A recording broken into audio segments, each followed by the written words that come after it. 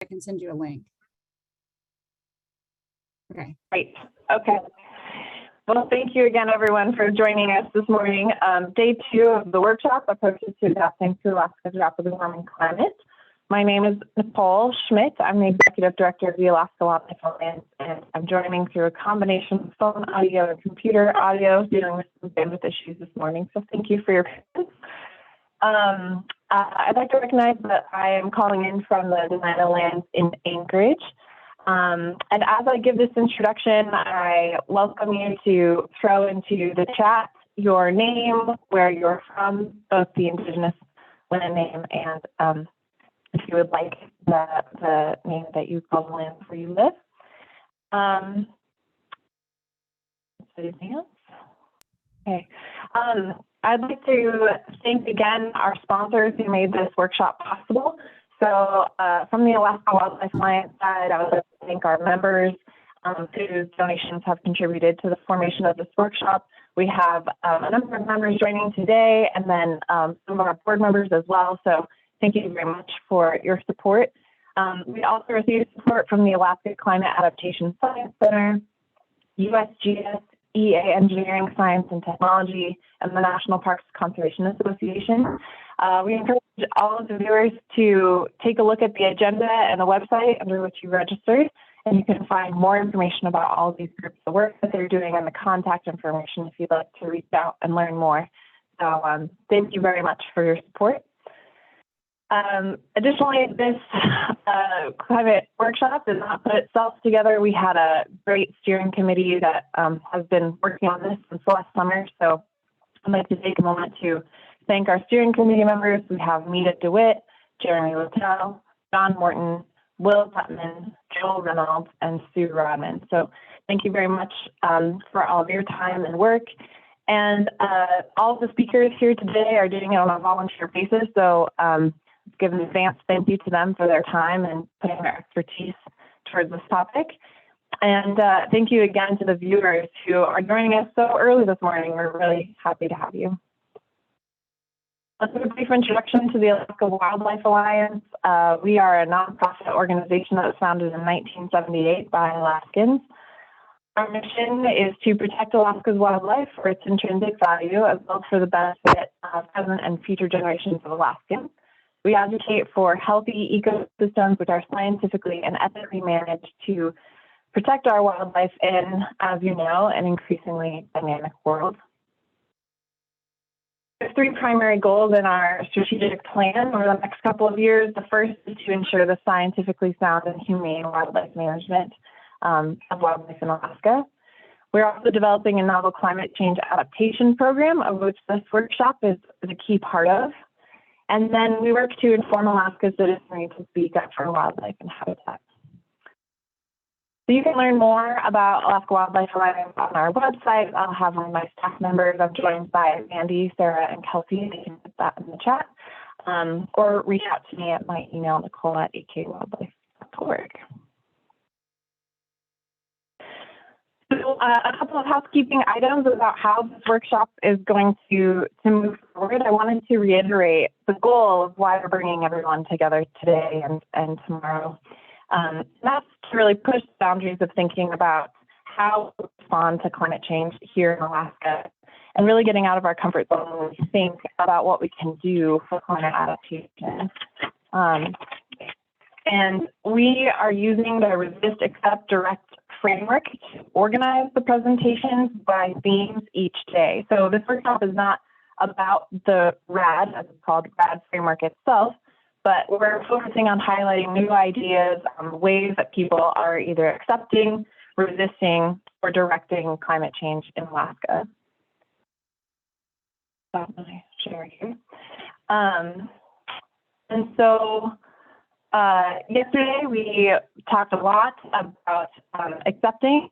I went to sleep thinking about all sorts of things, pathogens, new ways of thinking about connectivity, new technologies, we can learn more about our environment in an affordable and quick way. And today we will be focusing on resisting. Tomorrow we'll focus on directing. So there will be question and answer sessions after every few speakers, every block of speakers. And so what we encourage is if you have a question throughout the presentation, if you could please use, at the bottom of the screen, there's a Q&A little chat box. Go ahead and put your question in the Q&A and make sure you direct the question to the speaker so that when we are looking at that list down the line, we know who to direct that question to. We'll also have a facilitated discussion at the end of each day. So look forward to that. And you can see the agenda online. We'll also put it in the chat for the list of the upcoming speakers and for any additional information on what we're doing here. I'd also like to put a pin in tomorrow between 12 and 1 Alaska time. We're going to have an open forum between panelists, presenters, and the viewers on brainstorming next steps. So that'll be a free form time to just discuss what we've learned over these past few days. So I encourage you to join us. Also, presentations will be recorded. It's recording now. They will be available online on our website probably next week, as early as next week. We also have note takers. Mandy and Kelsey are doing a great job trying to summarize what we're hearing today. And we'll be putting up a summary report in the next couple of weeks on the same website. So that'll be available for your review. And for the presenters who are comfortable, we will also have their slideshows available in PDF form on the website. Again, yesterday I was so impressed by the quality of the talks, by the quality of the questions and the engagement from viewers. So if you have any questions, please throw them into that Q&A box. If you have a comment, you can put that into the chat function. And yesterday we had a lot of panelists expound on answers that they had given, or if we didn't have time to get to a question, they were able to answer that in the chat. So I'll be bouncing between the chat and the Q&A, but please first post your questions in that Q&A section. And so before I introduce Amanda, I want to set the stage a little bit for how we're moving into the first few talks of this day. But the theme for today is how do we stop accepting? How do we think about resisting or directing? But perhaps we don't have to rely exclusively on passive monitoring, and how we can begin to more actively reduce uncertainties in our decision making. And so we're going to start today with two different talks. Ted Schuur is going to talk about the way that they're demonstrating or doing demonstrations to reduce scientific uncertainty by accelerating ecological trajectories through experimentation and permafrost. And then Andy Yuen will demonstrate a way to reduce managerial uncertainty through the use of pilot studies. So this is really going to kick us off into shifting our framework and our minds from accepting to thinking about other actions that we can take. And as we start the morning, I'd like to introduce Amanda Sesser. She is our facilitator extraordinaire for this workshop. She'll be directing all the time slots, and I'm going to go ahead and hand it off to her. Thanks so much, Nicole. Appreciate it. Can you hear me okay? Great. I realized yesterday I didn't really introduce myself because as a facilitator, I want to be in the background and just, be there, but not really be there. But I did think throughout the day that it might be worth mentioning that that I have nearly 20 years experience of working on climate change impacts, both understanding them and modeling them for the future. And 15 of those years have come from working in Alaska. So even though I am calling in from the ancestral lands of the Chitimacha people in New Orleans, Louisiana, I do have a very strong Alaska connection, and that's why I'm here today. Just a couple of housekeeping items before we get going. I'm going to just repeat just slightly what Nicole said, just to make sure that we're all on the same page. For those of you who are logged in as an attendee or as a participant, you will notice that you do not have a microphone that you can mute and unmute. All participants are joining in listen only mode. We felt that this was the easiest way to do it with the number of people. We had over 140 people joining in yesterday. And, the likelihood of somebody leaving their phone off mute and having a side conversation or forgetting and typing away or something is too high with that large of a group. So we apologize for for not allowing the back and forth dialogue to happen. But what we found yesterday is that we were really successful in using the Q&A in the chat for questions. And as Nicole mentioned, we learned yesterday that there even was something called a Q&A button. We coming into this, we didn't even know that was there in Zoom. So just to show how, an example of being adaptive, as we're all going to be talking about today and during our talks, we're being adaptive in our facilitation. And we learned from yesterday that having questions in the chat and in the Q&A got a little hairy, especially for the note takers. Mandy and Kelsey are doing an amazing job taking notes. We really appreciate it, but they were having a hard time keeping track of the questions and answers when it was coming in from both the chat and the Q&A. So we do ask everyone to put your questions in the Q&A. Having said that, as Nicole mentioned, we're not going to stop for questions at the end of each presentation. We will have a 15-minute Q&A block after 3 or 4 presenters go. We'll have 15 minutes for Q&A. Another 3 or 4 presenters will go, followed by another Q&A session. Please, you can type your questions into the Q&A as you're going along, or you can write them down and save them for the end. Now that we're using the Q&A session, it's probably just the easiest to type your questions in real time. But also, as Nicole said, please put the presenter to whom you're asking your question. For example, to Leslie Field, I'm typing in my question. That way, when we come back at the end to answer to read the questions to the panelists, we'll know who to address your question. Maybe it's for everybody, that's okay too. All right, Nikki mentioned that the presentations will be provided in PDFs as well as recordings. And also, we do apologize in advance if we can't get to everybody's questions. Just given the time limitations, it's probably impossible to get to every single person's questions through, in that particular block.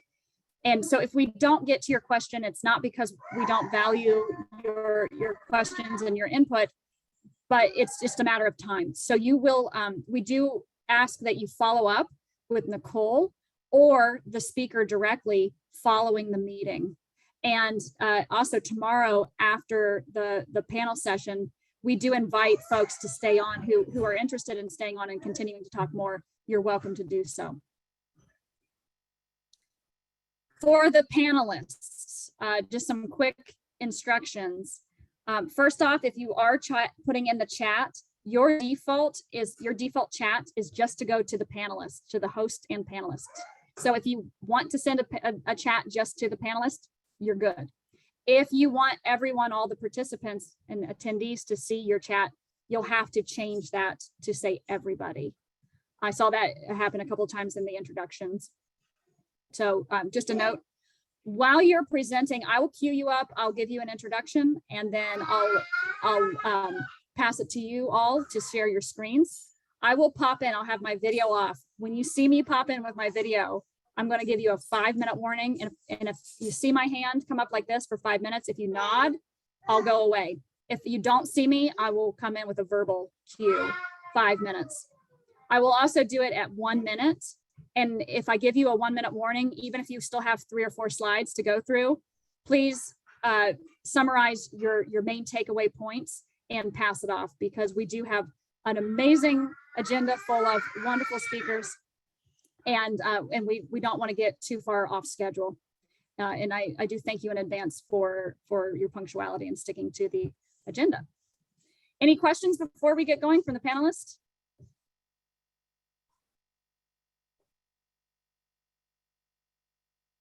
Okay, great. Well, why don't we go ahead and get started then? I'm going to introduce Dr. John Morton, the Vice President of the Alaska Wildlife Alliance. And John, take it away.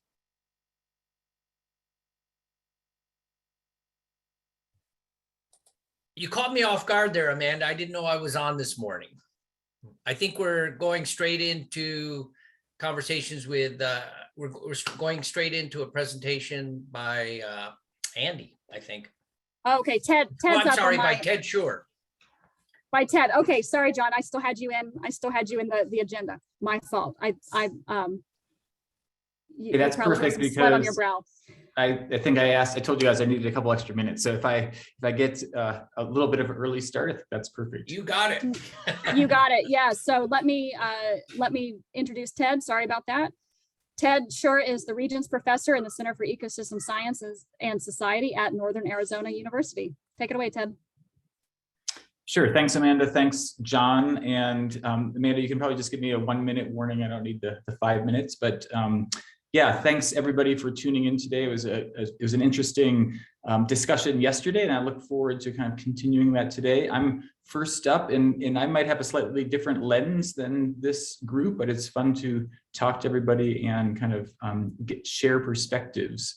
And so let me first of all, before sharing my perspective, share my PowerPoint slides.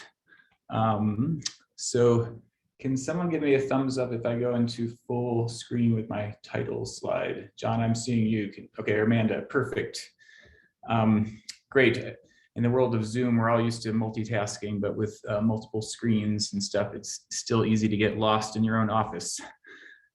Great, and I appreciated the invitation from Mita DeWitt yesterday when she invited speakers to give land acknowledgements. So I'm calling in from Flagstaff, Arizona. And so Northern Arizona University, where I work, sits at the base of the San Francisco Peaks on the homeland sacred to Native Americans throughout this region. The work that I'm going to talk to you about today is in conjunction with the University of Alaska at Fairbanks. And so that campus is located on the ancestral lands of the Dina people of Lower Tanana River. So I thank you for letting me acknowledge that. And the theme of my talk, as you heard in the introduction, was about using experiments to determine how ecosystems might shift in the future. Now, I have an experiment that I've been running near Denali National Park that I'm going to tell you about today. It's a slightly different lens maybe than the kind of management and adaptation that you may be thinking about. But I hope that you can sort of have some take-home points from my work that sort of apply at the local level as well. So I'm going to start with this picture, which is a global view of permafrost. So the topic of my talk today is about permafrost ecosystems. And so these are familiar to most people on the call, but I think this picture is good. It's looking down from the North Pole, and it really illustrates my point of view is thinking about how Arctic and Alaskan ecosystems contribute to the whole Earth system. So I'm really working from sort of the largest scale, thinking about how terrestrial ecosystems impact the globe as a whole. So in this picture here, we see Alaska at the top, sort of upside down from our normal perspective. And it's in these blue shades showing that, as you know, permafrost underlies most of the ecosystems across the great majority of Alaska. So it's true not only in Alaska, but throughout the Northern Hemisphere, there's fully a quarter of the land surface that's underlain by permafrost. And we have both tundra and boreal forest ecosystems that are living there. So it's important to think about permafrost and how it impacts people. And so this is a picture drawn by our in-house artist, Victor Leszek, and it kind of shows a cutaway of a permafrost landscape, including these kind of ice wedges that you can see kind of below ground. And when I first started learning about permafrost, I learned this definition that permafrost is frozen ground. It's got to be perennially frozen. So year after year, you go back and it's cold, it's below zero. But as I've continued to work on permafrost, I realized that this definition of temperature is pretty limited. And so I've started to think about, why does permafrost matter to people? And I'm going to expand this view of permafrost from beyond just temperature to thinking also about the carbon, the organic matter stored frozen in permafrost. So that's one big aspect. And then also the ice that's in the ground. So almost all permafrost ground has excess ice. So ice that's accumulated over hundreds to thousands of years that makes up the structure of these ecosystems. And we know that that ice has an important impact when it goes away. It has an impact on ecosystems. It has an impact on human infrastructure, roads and houses. And so it's really these three parts of permafrost that really are important to people. And I think for today's talk, I'm going to focus a little bit more on the carbon side and thinking about people as the global society rather than sort of the local impacts of permafrost. Now, many people know permafrost, but I think it's always helpful to look below the ground. This is ice-rich permafrost from actually in Siberia, but there's large sections of Alaska that look just like this, and it's a hill slope that's eroded away. And so we're actually seeing below ground, and there's a couple of features that I'd like to point out. So at the top, we have the active layer, and that's the soil that thaws each summer and refreezes in the winter. So the plants, the animals, the microbes, they're living in the ecosystem up in this active layer. Below the active layer, we have this perennially frozen ground, and it's a mix. We have these large wedges of ice. It's almost pure ice in these networks formed in the soil, and that's interspersed with permafrost soil that has organic matter and carbon from ecosystems in the past that's been trapped there. And so these are the elements of permafrost. And I have this title here that permafrost thaws, it doesn't melt, because it's sort of the analogous of when you take some hamburger out of the freezer for dinner, you put it on the counter and wait for it to thaw. You're not waiting for that hamburger to melt. And so you can melt the ice in the ground, but there's a lot of solid material in there. And so we say that the permafrost thaws. Now, as the climate's changing, and we know this frozen ground has the potential to change, as I mentioned, it's going to impact local ecosystems, people living in the Arctic, but it also has an impact on people living outside the Arctic. We heard from our organizer, Amanda, that she's down in New Orleans, and even people down there should be interested in changing permafrost because of its impact on the carbon cycle. And so the reason global society might care about permafrost is all that carbon that's stored in the permafrost has the potential to be released to the atmosphere. So you can follow this feedback loop that I've shown here. You have carbon dioxide and methane at the top. These are increasing in our atmosphere because mainly because of human activities and fossil fuels, and that's increasing the global temperature and the Arctic temperature. The permafrost responds to that. It starts to thaw, and this organic matter that's trapped frozen is now starting to decompose. So bacteria, fungi that are living in the soil can break down this organic matter. They release carbon dioxide and methane, part of their normal metabolism, but it makes this cycle go around and around. It adds more greenhouse gases to the atmosphere, and then it further heats the Earth. So even if you live far from the Arctic, changing permafrost can impact you through this impact on the global carbon cycle and climate.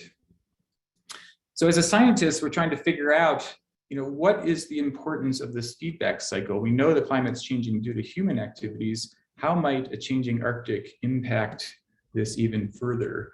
And so here's another figure from our illustrator, kind of taking this point of carbon that's been stored for a long period of time. Clearly, there aren't mammoths on our landscape today, but some of the carbon from those times is in the permafrost. As that permafrost degrades, the ice wedges melt, the ground collapses, then that organic matter is now subject to being released by microbes. So you have methane coming out of anaerobic environments, you have CO2 coming from the rest. And as scientists, we're trying to figure out what's the magnitude of this? So how much of this carbon might end up in the atmosphere? How fast is that going to happen? So is it years or decades or centuries even?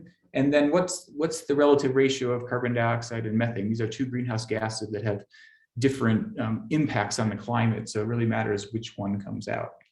So we're trying to answer that question. And one of the ways that I'm trying to answer it is using a field experiment, which is what I'd like to shift to next. And so for over a decade now, I've been conducting an experiment just outside of Denali National Park. So it's in conjunction with the Bonanza Creek LTER and Denali National Park Research.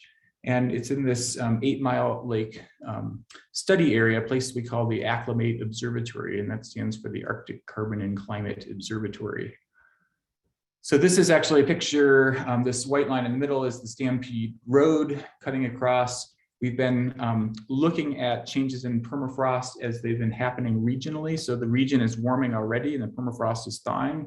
We've been measuring that in a thaw gradient, but then also we've been experimentally warming the permafrost and trying to push this ecosystem into the future. We're not content with just watching the changes as they're happening. We want to understand what these ecosystems may look like 10, 20, 30 years from now. So in order to simulate this warming, well, I'll get into a little bit of how we do that, but essentially we're trying to do that warming. And again, the lens of this particular experiment is not as much the local ecosystem, but how that local ecosystem might feed back to the global climate. So we're trying to understand the exchange of carbon within our ecosystem, and carbon is regulated by the metabolism of all living things. And then we're also trying to understand whether this ancient carbon that's been stored there frozen for thousands of years has the potential to be released into the atmosphere.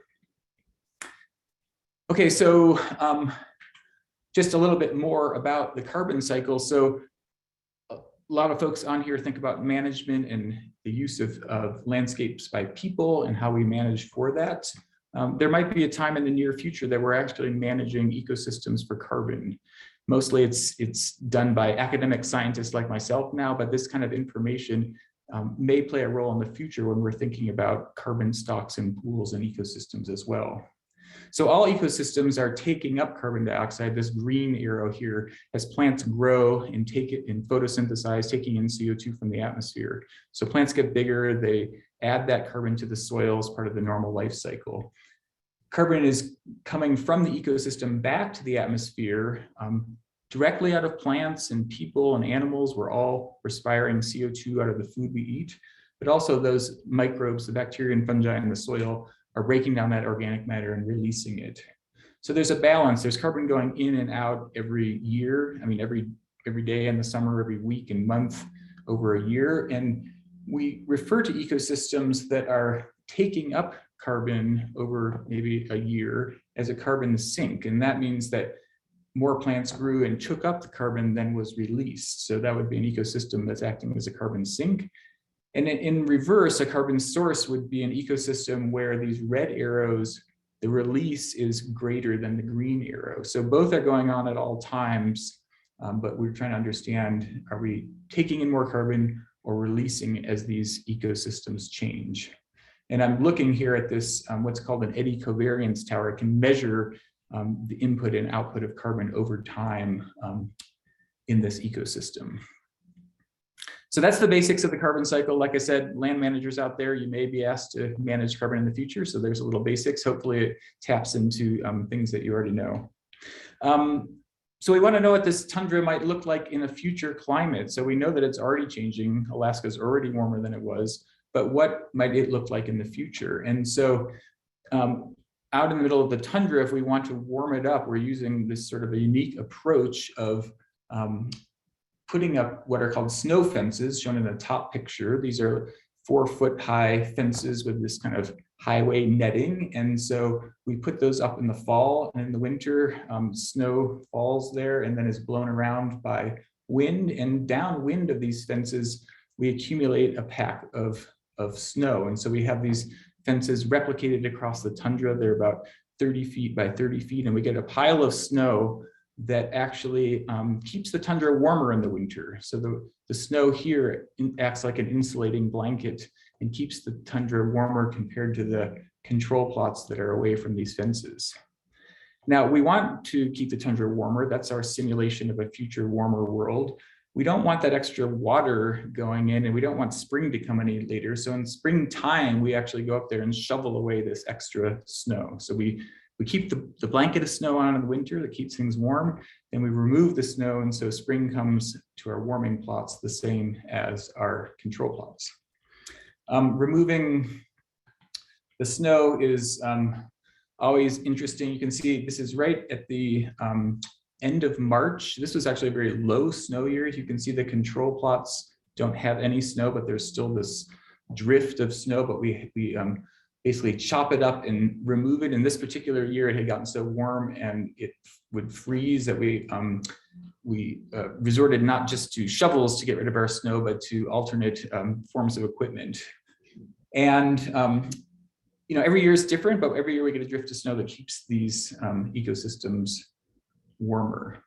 Now, if you're up there this year, you'll know that there's been a lot of snow in interior Alaska.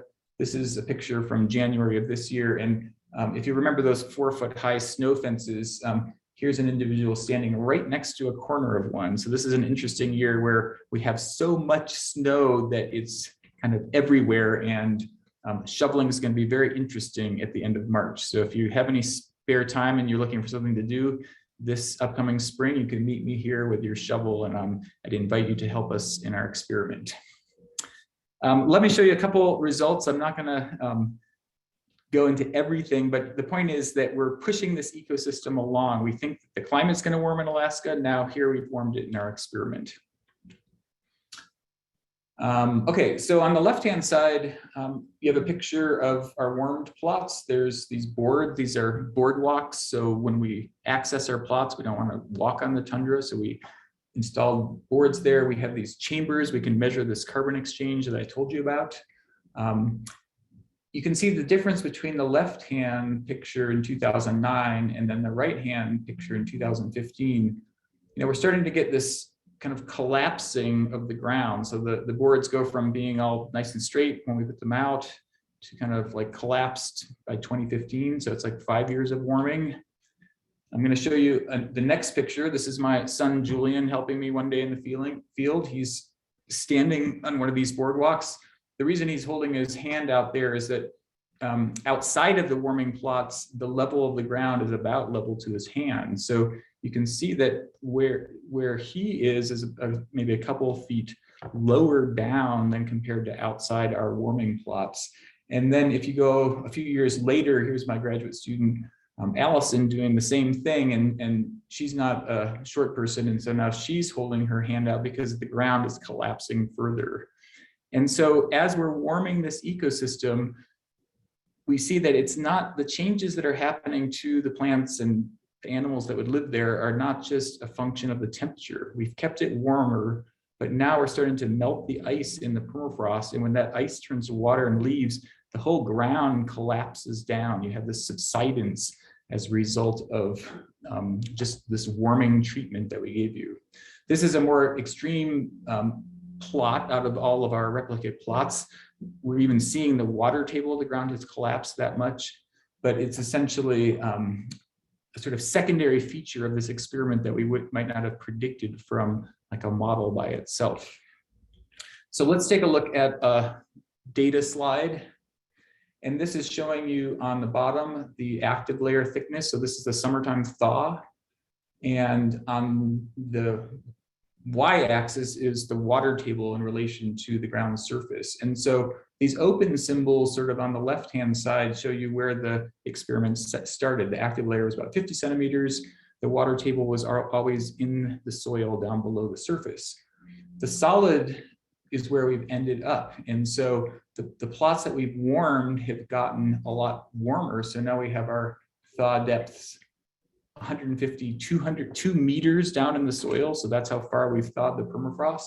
But you can see at the same time as we've warmed them, things have gotten wetter, and this is because of this ground collapse.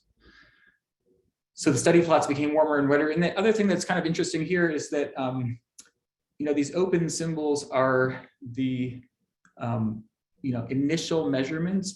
But if you look at the blue ones, which are our control plots, we're not actually warming those ourselves, but they're not in the same place.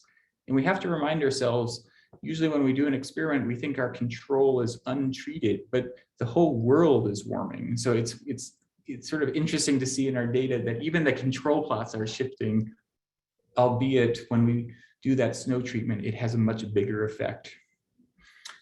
So that's kind of what's happened. And again, I would say if you simulated this in a model and you wanted to say, hey, what's going to happen when it's 2 degrees warmer, the model would just change temperature. It would have nothing about ground subsidence. It wouldn't know about this water change. We're revealing all sorts of kind of limitations of our models when we do a real experiment like this. As I mentioned, one of the key things that we're monitoring is the carbon exchange. And again, you know, it's a little bit different than counting animals or measuring plant biomass. Those are parts of what we do, but this is showing you this exchange of carbon, the carbon sink and carbon source.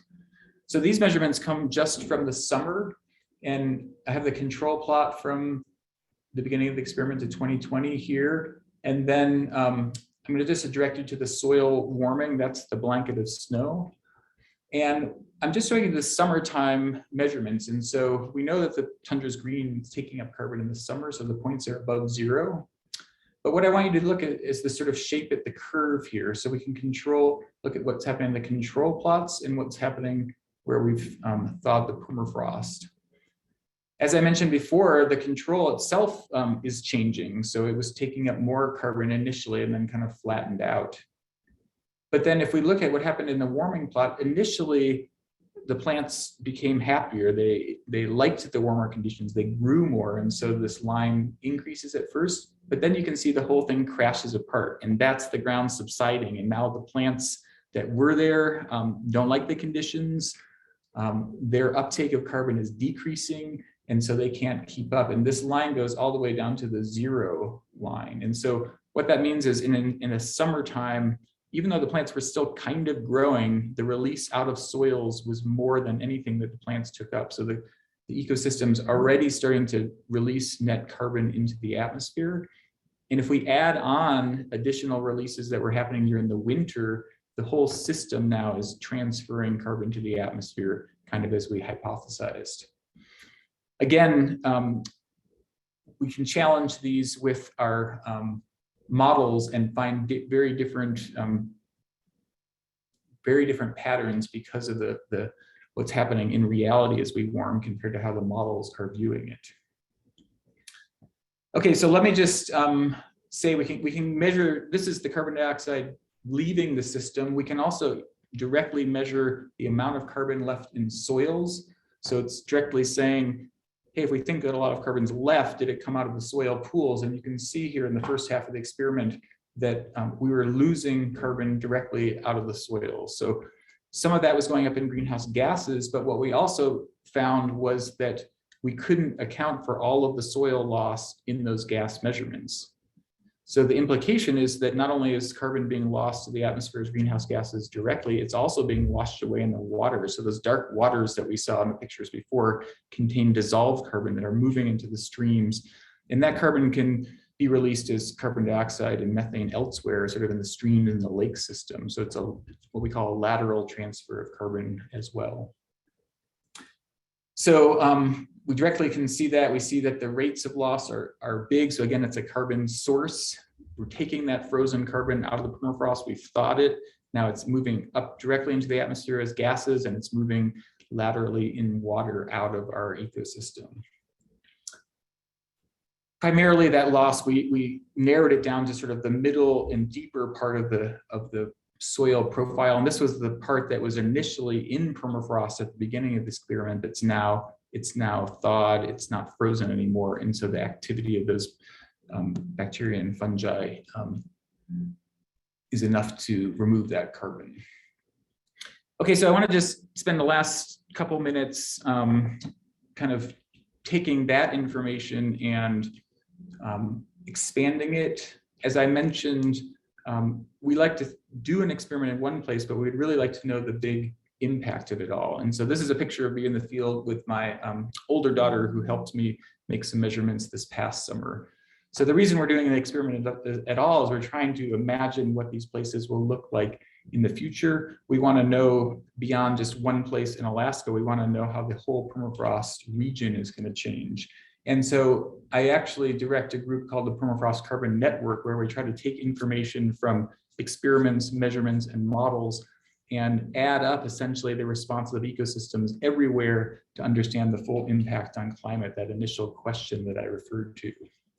And so when we do that, we find that from the whole permafrost region, we think that by the end of this century, if we continue warming the planet as we are now, we might release up to 150 billion tons of carbon.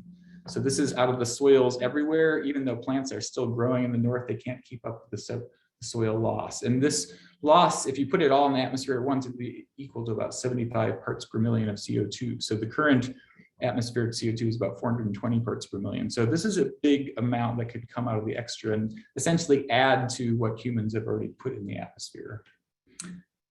Just to put that into context, of course,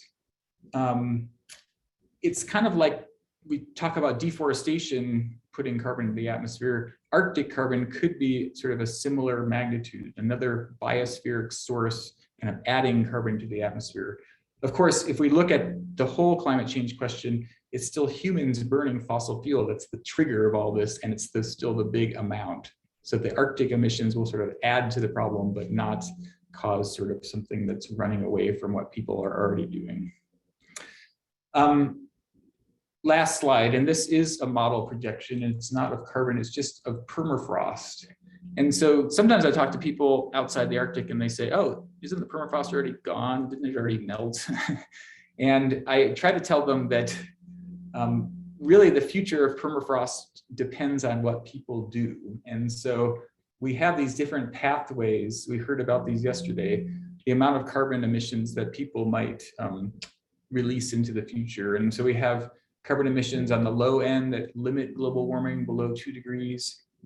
The Paris Agreement is more like this, where we might have 2 to 3 degrees of warming. If we don't do anything in the Paris Agreement, we're sort of on track for 3 to 5. And these are sort of global, so you can multiply them by 2 or 3 to get to the Arctic. And what I say is that if we act and we limit global warming to 2 degrees, we can save permafrost. So if you follow this line down, yes, we'll lose some permafrost area, but we'll still have a lot if we keep global temperatures below 2 degrees. Now, if we let temperatures rise beyond that, we'll lose more permafrost, 33% more by 2050. And then if you go all the way out to the end of the century, if we do nothing, we've lost a lot more of that permafrost. So the bottom line is that we can resist this change. And at the global scale, it has to do with moderating human emissions of carbon that will affect these ecosystems.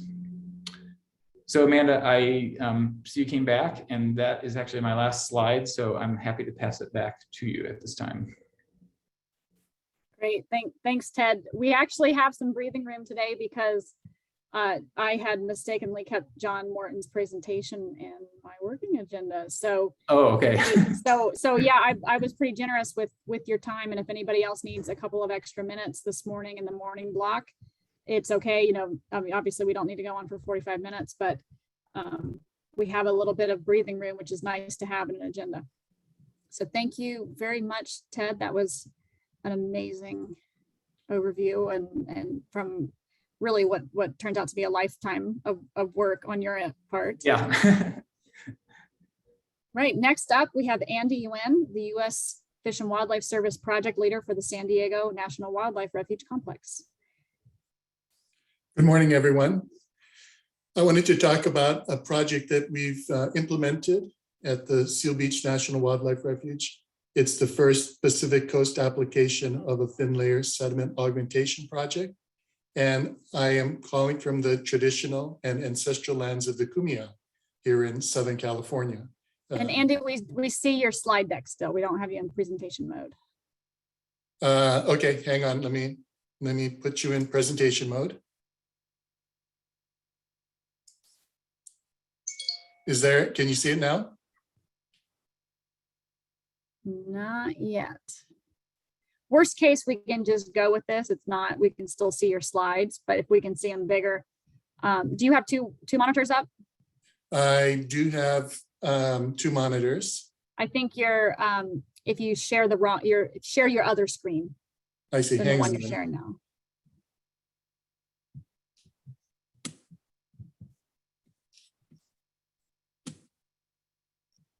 Nope. Is that not? That's it. Got it. That's it. Okay, great. And John wanted me to talk a little bit about the process and what we did to actually get to the point of doing a thin layer sediment augmentation project. And really what we are implementing is a resistance action. And I'm not sure if John organized this, but we're about as far from permafrost as you can imagine. So the Seal Beach National Wildlife Refuge was established in 1972 as an overlay refuge on the Naval Weapons Station at Seal Beach. The refuge is 965 acres in size, and it includes mostly tidal salt marsh habitat with a smaller amount of upland habitats. The refuge protects breeding habitat for the endangered California least tern and the endangered light-footed ridgeways rail, as well as a host of other salt marsh and estuarine species. And so on the left, you can see the boundary of the refuge in blue, basically encompassed within the Naval Weapons Station. And on the right, you can see the historical distribution of salt marsh in the Seal Beach area. And like many of the coastal salt marshes in Southern California, much of the acreages have been lost over time due to development. And that loss of salt marsh and estuarine habitats has resulted in the listing of the California least tern, western snowy plover, light-footed ridgeways rail, and other marsh and coastal dependent species. So you can see the dramatic change in time at the Seal Beach Refuge.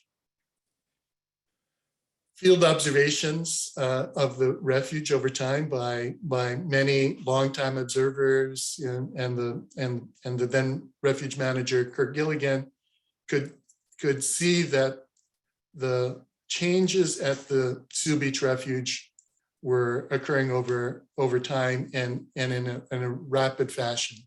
So the observations were that Seal Beach was becoming a bathtub, and at the highest tides, the refuge would basically fill up with water, and except for these nesting platforms that you see in these pictures, which intend to mimic the natural floating rafts of the rail anchored in cordgrass, really the habitat then became along the edges of the bathtub. And this high level of flooding reduced the stature of the cordgrass within the refuge and in other locations, which made the rails significantly more susceptible to predation by raptors. So the numbers have continued to fluctuate, but the most recent counts have shown a continued downward trend, unfortunately, at the Seal Beach Refuge. So you can see that at high tides, the available habitat is for rails is significantly reduced, and you can see that it's also encroaching onto neighboring roads. So the evolution of what we did was really the start of what we call our comprehensive conservation plan. And it really was this 15-year vision of how we intend to manage the refuge. At this time we were doing this CCP, we also benefited from a Pacific Coast-wide study that was being done by USGS and supported by the Inventory and Monitoring Program to look at salt marshes along the Pacific Coast gradient. And that gave us significant information about the refuge itself. And then with that information, USGS and our I&M program invested in climate change adaptation planning for both the refuge and the Navy. And all of that helped build the foundation for us to make a determination on moving forward with the first thin layer sediment augmentation project on the West Coast. And what all of this helped build was confidence and reduction in our uncertainty that this first ever project would work at the Seal Beach Refuge. So by 2012, the refuge had completed our comprehensive conservation plan. And in that plan, we had identified areas for future thin layer sediment augmentation. So it identified, that marsh subsidence, loss of nesting habitat, met with the various agencies, and really had as one of our goals was to support the recovery and protection of federally and state listed species that were dependent upon these salt marsh habitats. So from the very beginning, we had incorporated sea level rise and had begun the early thinking of how we would address sea level rise at the Seal Beach National Wildlife Refuge. So the plan was that we really went from, doing these downscaled modeling of wildlife refuges in Southern California, including Seal Beach, San Diego Bay, and Tijuana Slough. And it really was this high level of information that we were able to use. And then again, this effort with I&M and USGS to look at what the future conditions of Seal Beach would be. And really, John, the discussion about RAD and resistance is that for many of the management actions that we identify the Seal Beach Refuge through the CCP are resisting the effects of sea level rise. Though if you look at our plan and you look at, say, the increase in the number of sea turtles, I would say that there's probably an adaptation to planning for increased use of the refuge by sea turtles as well. And then all of that led to coordination with agencies and finding a significant amount of funding, $3.3 million by 2015. So we moved relatively rapidly through a planning process, scenario planning and vulnerability analyses to actually implementing the project on the ground.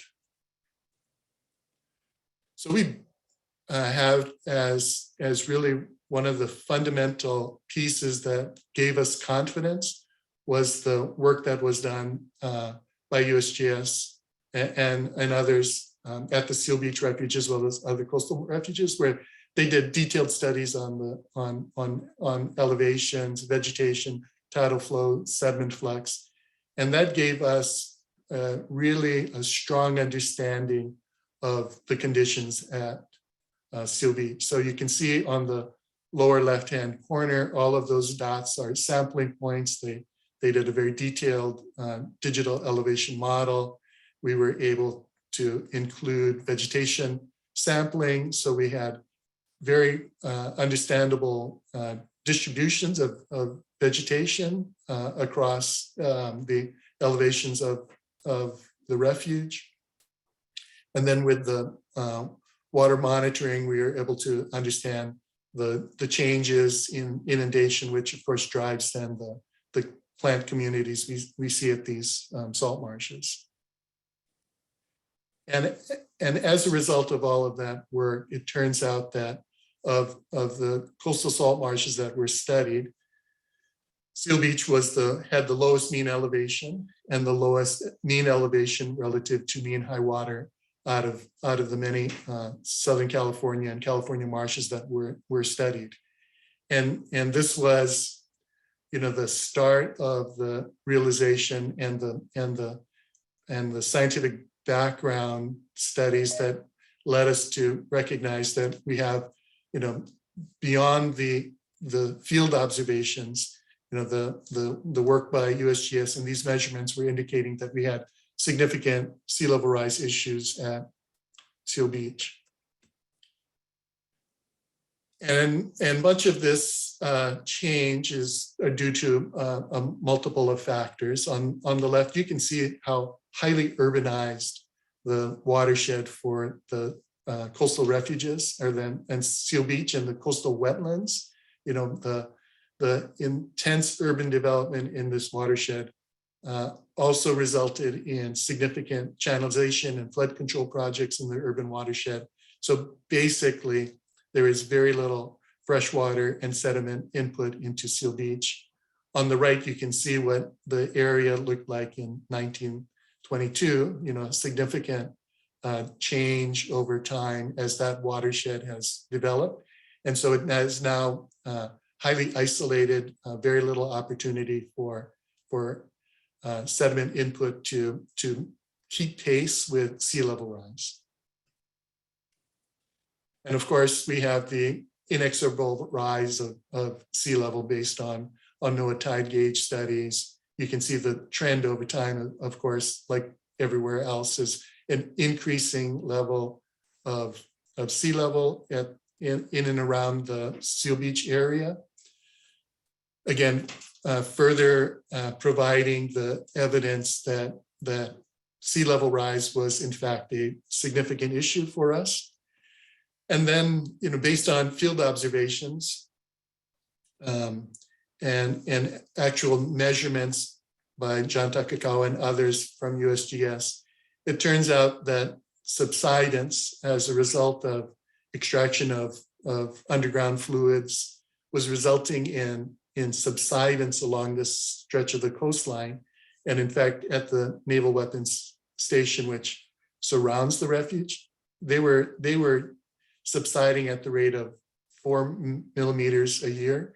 And when you factor in then the increase in sea level rise versus the subsidence. Really, the refuge is experiencing about 6 millimeters per year of sea level rise, and it's significantly more than what other coastal refuges and coastal marshes were experiencing in Southern California. 5, gotcha. So we were able to do, through a partnership again with USGS and the INM program, climate adaptation planning. We knew we had a problem. We knew we had to find solutions. So this climate adaptation planning, identified priority conservation targets. It modeled the response. It looked at the vulnerability, and then we came up with an optimal set of management actions.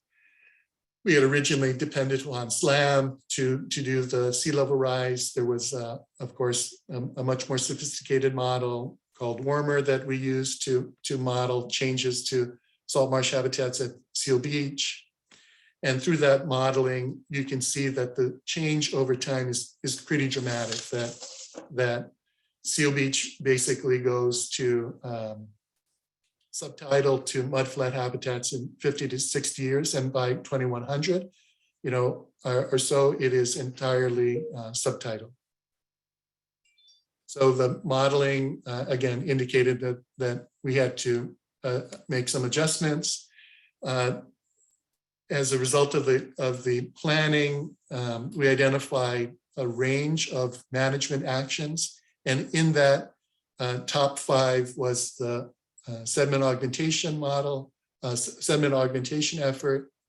And really then the end goal for us was to implement and evaluate the success of a thin layer sediment augmentation as a strategy to address sea level rise, and to look at the opportunity to use it at other salt marshes along the Pacific coast.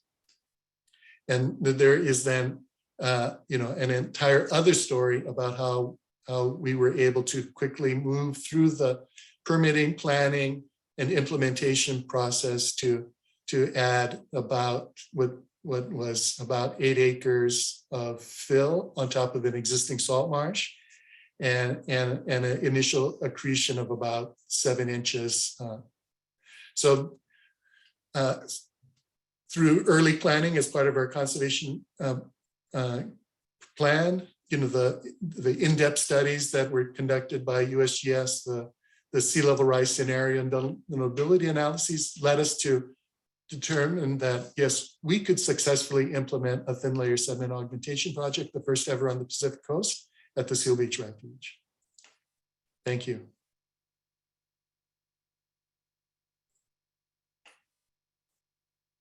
Great, thanks so much, Andy.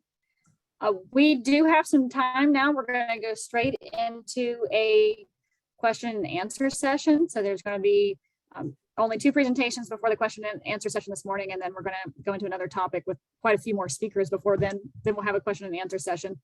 It did come to our attention that the panelists are having a hard time using the Q&A function, and so we asked the panelists to put their questions in the chat, and we will figure it out. Mandy and Kelsey, please work with us while we try to figure out what the best way is to help you take notes. And for either of you, if you need us to slow down or repeat anything, just raise your hand or jump in and tell us, say, hey, slow down, guys, I'm trying to take notes. It's completely acceptable. Let's go to the question and answer first. I'm going to try to get to these in the order that they were provided, even with the chat window. So I'm going to go back and forth between the chat and the question and answer. Linda Shaw asked a question for Ted. She says, proponents of mariculture in Alaska are promoting kelp mariculture as a carbon sink and an added benefit of kelp mariculture. Is this a valid claim? Yeah, Linda, thanks for that question. And people do promote sort of fast growing plants as a way to absorb carbon, but sometimes they don't always consider the full kind of cycle of carbon. And so something like kelp, which grows fast and accumulates its biomass, that is taking carbon up, but then you have to ask, where does that carbon go afterwards? And And so in this case, maybe with kelp, they're using it and people are eating it. And so you have to sort of ask, what did that kelp forest replace? There used to be a similar analog of people thought about tropical forest, and they're like, hey, if these old growth forests got cut down, there were fast growing trees. The fast growing trees would take up a lot of carbon, but people would forget about all the carbon that they lost when they cut down the old growth forest. And so I guess I would say with kelp, you'd have to do a similar thing. You couldn't just watch your kelp grow quickly without asking kind of what happened to the whole ecosystem. So hopefully that provides an answer for you. Great, thanks so much. Catherine Buchanan asks Ted, will the model include the rate of increase in warming from year to year? Yeah, maybe, I think I'm interpreting this right, but normally when models are being used, they're making some projection of what human carbon emissions will be. And so then, since those change over time, then also the rate of warming changes. So those are simulated to the best we know. Of course, we're not in the future yet. And so the future can be in different places. So normally climate models or large scale models are run with different kinds of emission futures. High emissions might be one world we live in. So we can run the model that way. We can run it with low emissions. And that final picture I was kind of showing you was comparing a low emission future, which saved our permafrost, compared to a high emission future, which where we lost almost all of it. Great, thank you. Just a note from Catherine from earlier, she wanted to remind everyone that sometimes the language is inaccessible between lay people and scientists. That's something that we always need to keep front and center when we're communicating the results of our work, especially to diverse audiences. And her point was that here in the US, we use Fahrenheit, and scientists are always reporting their work in Celsius. And there's 2 degrees Celsius is not 2 degrees Fahrenheit. I think that's a great point, Catherine, and one worth mentioning every time we get together. Bob Van Deeken. Hey, Bob, great to see you. Hope retirement's treating you well. He has a question for Ted. Is your site part of the ITEX network, the International Tundra Experiment? Yeah, Bob, thanks for mentioning that. There's a network of warming experiments called ITEX. That's what Bob referred to. Those are open top, small little greenhouses that warm tundra. They've been going on for many years in many places. It's a really valuable system. And I didn't get a chance to talk about it, but we do have a manipulation that's very much like ITEX. So we generate data that can be compared. When I first started the experiment with the snow fences, what frustrated me about the ITEX, the way it warmed is that it worked on very small plots. So the air warmed up and the plants warmed up, but it couldn't really do anything to the permafrost because the plot was small compared to the permafrost landscape. So I felt like even though it was a warming experiment, it didn't quite simulate what was really going on. And so that was why I used this sort of alternate approach of the snow drifts and the snow removal to really affect the deep soil like we think will actually happen in climate change. There was sort of a follow-up question John Morton asked, how do you know your experiment is like real life? Maybe you're making these ponds, in your treatment plots because they're surrounded by control plots that are a little bit higher. And this is a picture nearby, kind of showing you the same thing. This is kind of cool because this is not where we've done this experiment. This is how permafrost falls apart. It's sort of, you get really wet spots and you get kind of high and dry spots, both where permafrost is thawed. I kind of showed the most extreme plot in our experiment where we had that pond, but that's sort of 1 out of 6 fences. So we've actually created this mosaic of water table and thaw that looks really quite like the surrounding landscape. And so the cool thing about experiments these days in statistics, we used to do sort of treatment and control, but now we've realized that we've created sort of a gradient of responses of warming and wetting, and we can use the full power of all those points I showed to kind of get at underlying mechanisms.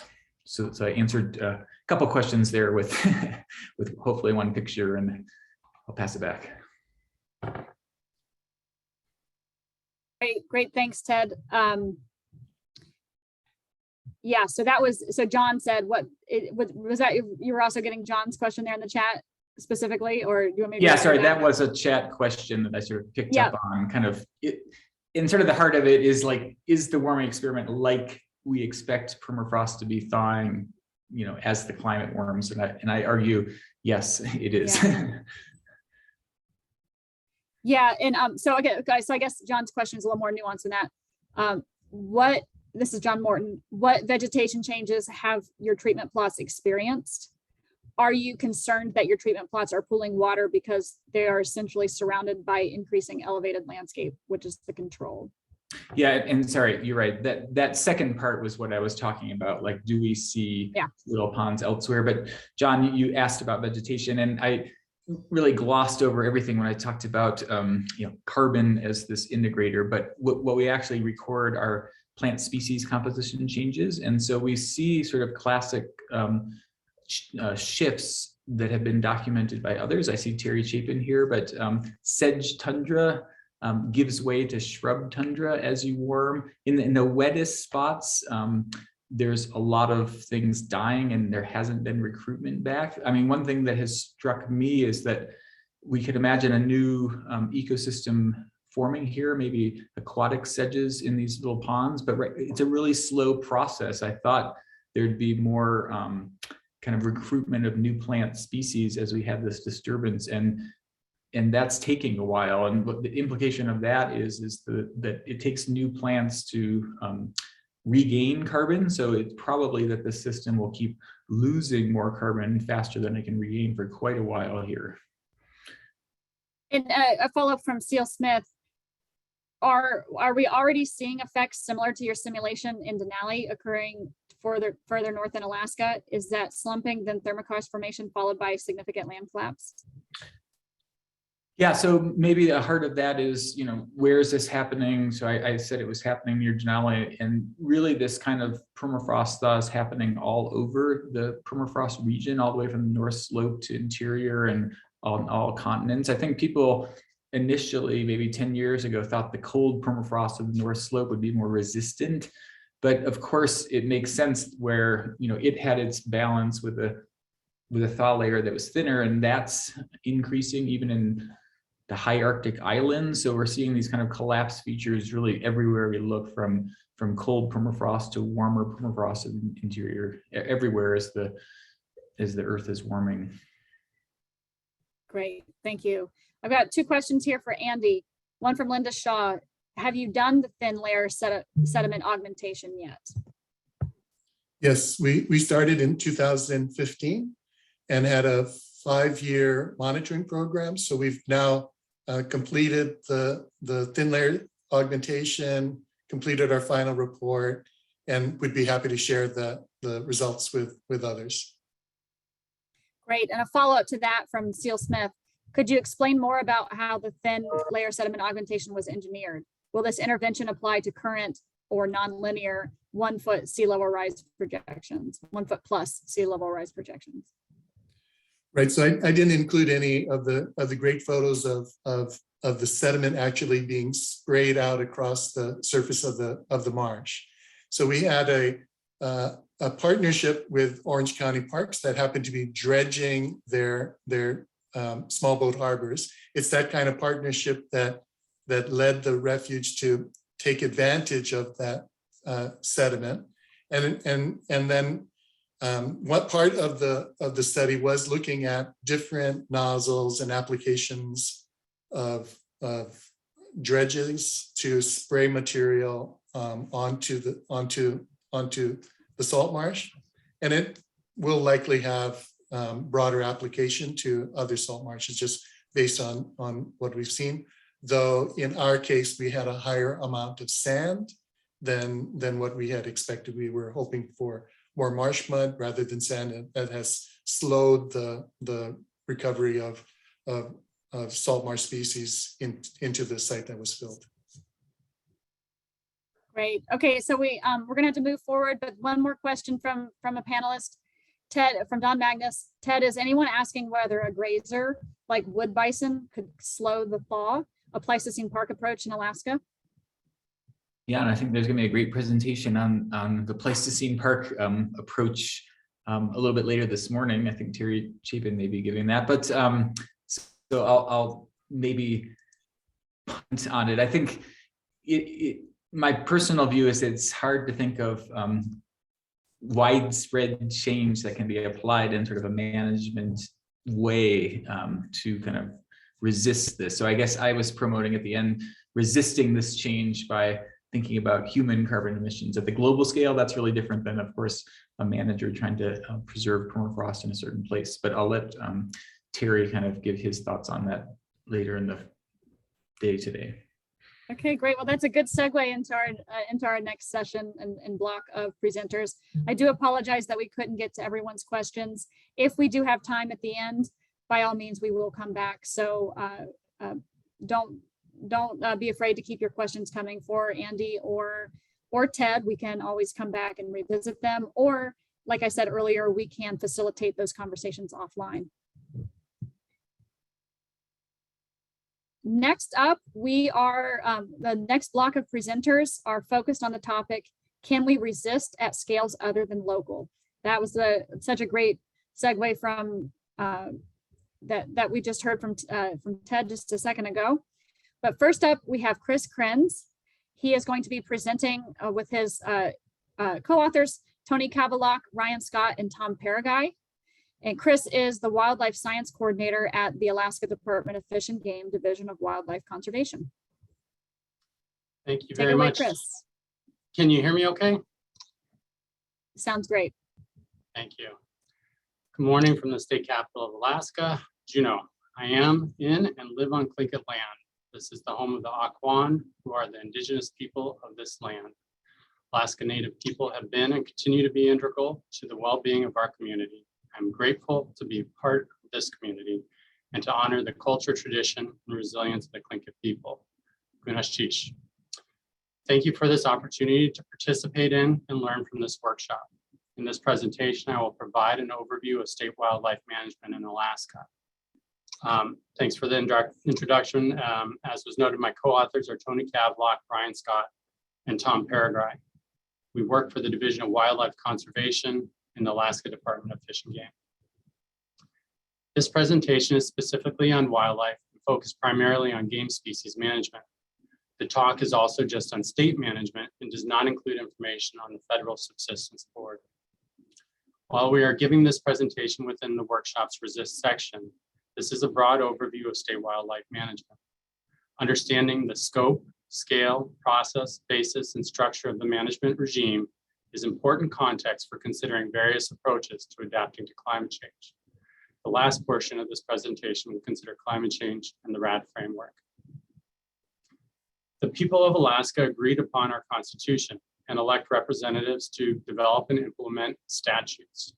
The state's wildlife management system and structure is derived from decisions of our representative government. The government is the people's trustee of wildlife and other natural resources, which was clearly recognized in the establishment of the state's constitution. Article 8, Section 4 is titled Sustained Yield and reads, fish, forests, wildlife, grasslands, and all other replenishable resources belonging to the state shall be utilized, developed, and maintained on the sustained yield principle, subject to preferences among beneficial uses. There are three things in this section we want to draw your attention to. First, the focus is on use and not preservation. Resources shall be developed and used. Note that development can include non-consumptive uses such as wildlife viewing at the McNeil River State Game Sanctuary and Refuge. Second, conservation of wildlife is a fundamental part of Alaska's constitution. Natural resources will be maintained on the sustained yield principle. Lastly, the writers of the state's constitution recognize that there were multiple potential beneficial uses for natural resources, implying that allocative decisions would be necessary. The Alaska legislature established the framework for wildlife management and statute. This includes establishment of the Board of Game, the Regional Fish and Wildlife Advisory Committees, and the Commissioner and Department of Fish and Game. The legislature provided that the function of the commissioner includes to manage, protect, maintain, improve, and extend the fish, game, and aquatic plant resources of the state in the interest of the economy and well-being of the state. This direction reiterates the constitutional direction of both use and conservation And I'll just note, Bill Templin had a lot of this in his slides, and you can see how we both fundamentally focus in on these issues as thinking of them as important foundational aspects of our management. The primary role of the Board of Game is the conservation and sustainable use of wildlife, including the utilization and allocation of wildlife among different uses and groups. The board has 7 members, which serve 3-year terms. Board members are appointed by the governor and confirmed by the legislature. The Board of Game develops the state's hunting and trapping regulations. They generally have 2 meetings per year. They review each region's regulations and the statewide regulations once every 3 years, a 3-year cycle. Although the board does have a mechanism to take proposals for an area outside of the normal cycle when necessary. The board's regulatory role includes setting seasons and bag limits, as well as the areas and methods and means for taking game. The board also makes allocative decisions. To provide regional information and generally inform the boards of fisheries and games regulatory decision-making process, the legislature established the Alaska Fish and Game Advisory Committee system. There are 84 advisory committees across the state. They are locally elected. The role is to listen to and discuss local issues. Advisory committees submit and comment on proposals to the Board of Game, as well as the Board of Fisheries. The legislature provided some authority to the Commissioner of Fish and Game for making wildlife management decisions. The commissioner or an authorized designee can issue, when the circumstances require, emergency orders to open and close seasons and areas. The department is also responsible for implementing the regulations agreed upon by the Board of Game. In some cases, the Board of Game provides the department limited discretion, such as when they authorize the department to provide up to a certain number of permits. The department is also responsible for monitoring and research of wildlife and provides information, analyses, and recommendations to the Board of Game, advisory committees, and the public. The department can and does submit regulatory proposals to the Board of Game. Wildlife management in Alaska often occurs at the spatial scale of the game management subunit. This map shows the 26 game management units in Alaska, which we commonly refer to as GMUs. Most GMUs are broken into subunits. The colors on the map correspond to the 5 different state wildlife management regions. For each of these regions, the Board of Game calls for and considers proposals once every 3 years. The spatial scale of management can also be driven by biology. For example, caribou management is based on the herd. The map on the left shows the distribution of the 31 different caribou herds in Alaska. The Western Arctic herd, number 29 in the green pluses, has the largest range, which stretches from the Beaufort Sea coast to the southern shore of Norton Sound. Many of the caribou in the Western Arctic herd undergo a considerable annual migration. Mountain goats are another example of biology driving the spatial scale of management. Mountain goats have a relatively low dispersal and are managed based on mountain ridges and drainages. The map on the right shows all the different goat hunt management areas on Baranof Island in Southeast Alaska. The spatial scale of management can also be driven by values. The map on the left is of the Kodiak brown bear hunt areas.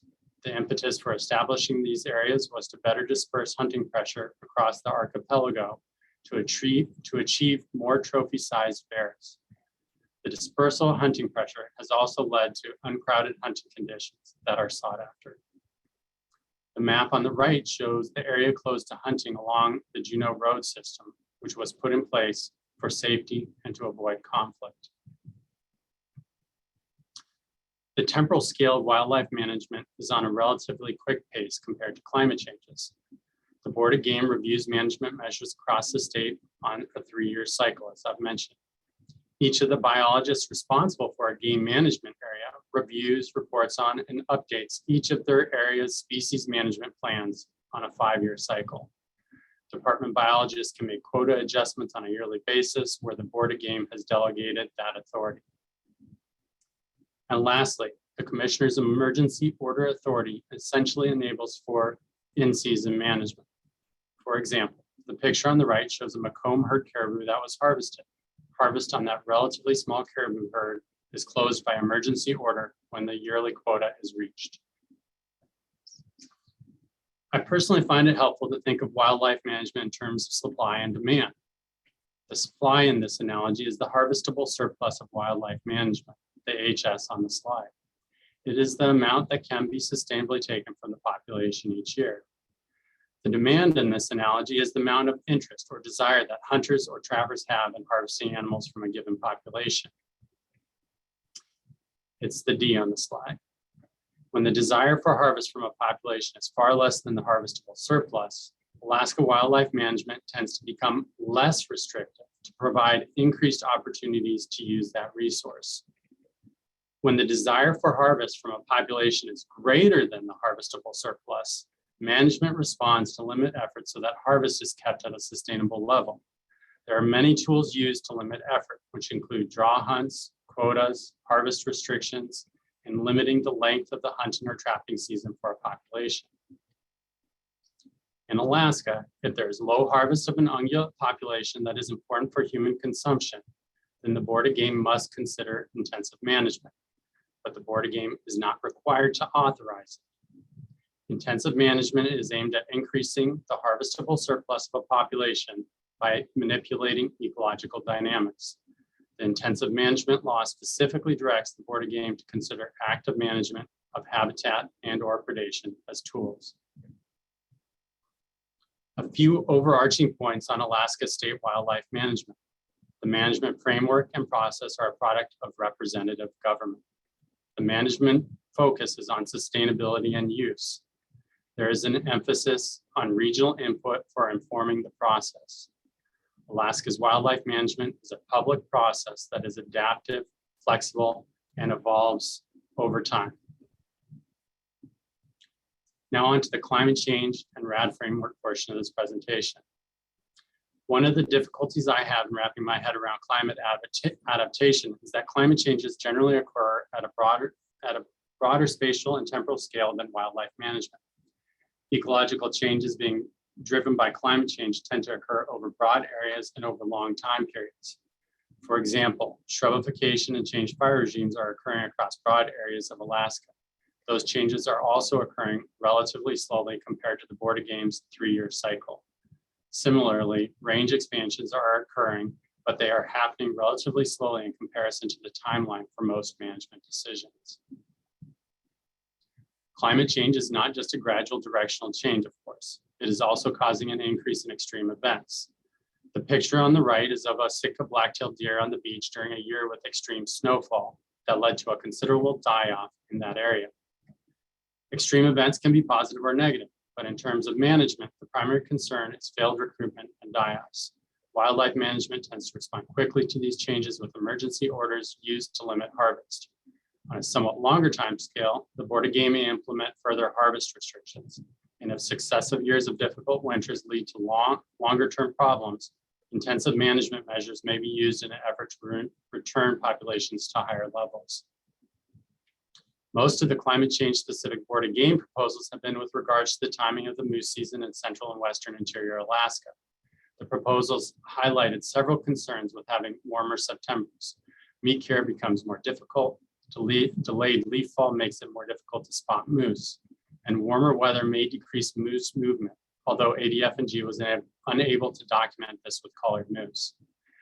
There were several concerns with pushing the moose season into late September. Foremost was a conservation concern that bull moose become more susceptible to harvest during the rut, which is based on photo period. There were also concerns that meat quality would decrease with bulls being taken in the rut. Ultimately, the Board of Game decided not to change these moose seasons. Considering the RAD framework of this workshop, we can ask whether state wildlife management can fit into this structure. The short answer is yes. Wildlife management can resist, accept, or direct, but there are limitations to that. One of which is that resisting and directing are done at what we consider a local scale. An example of wildlife management resisting natural changes is using harvest to keep the Nelchina caribou herd from boom and bust population cycles.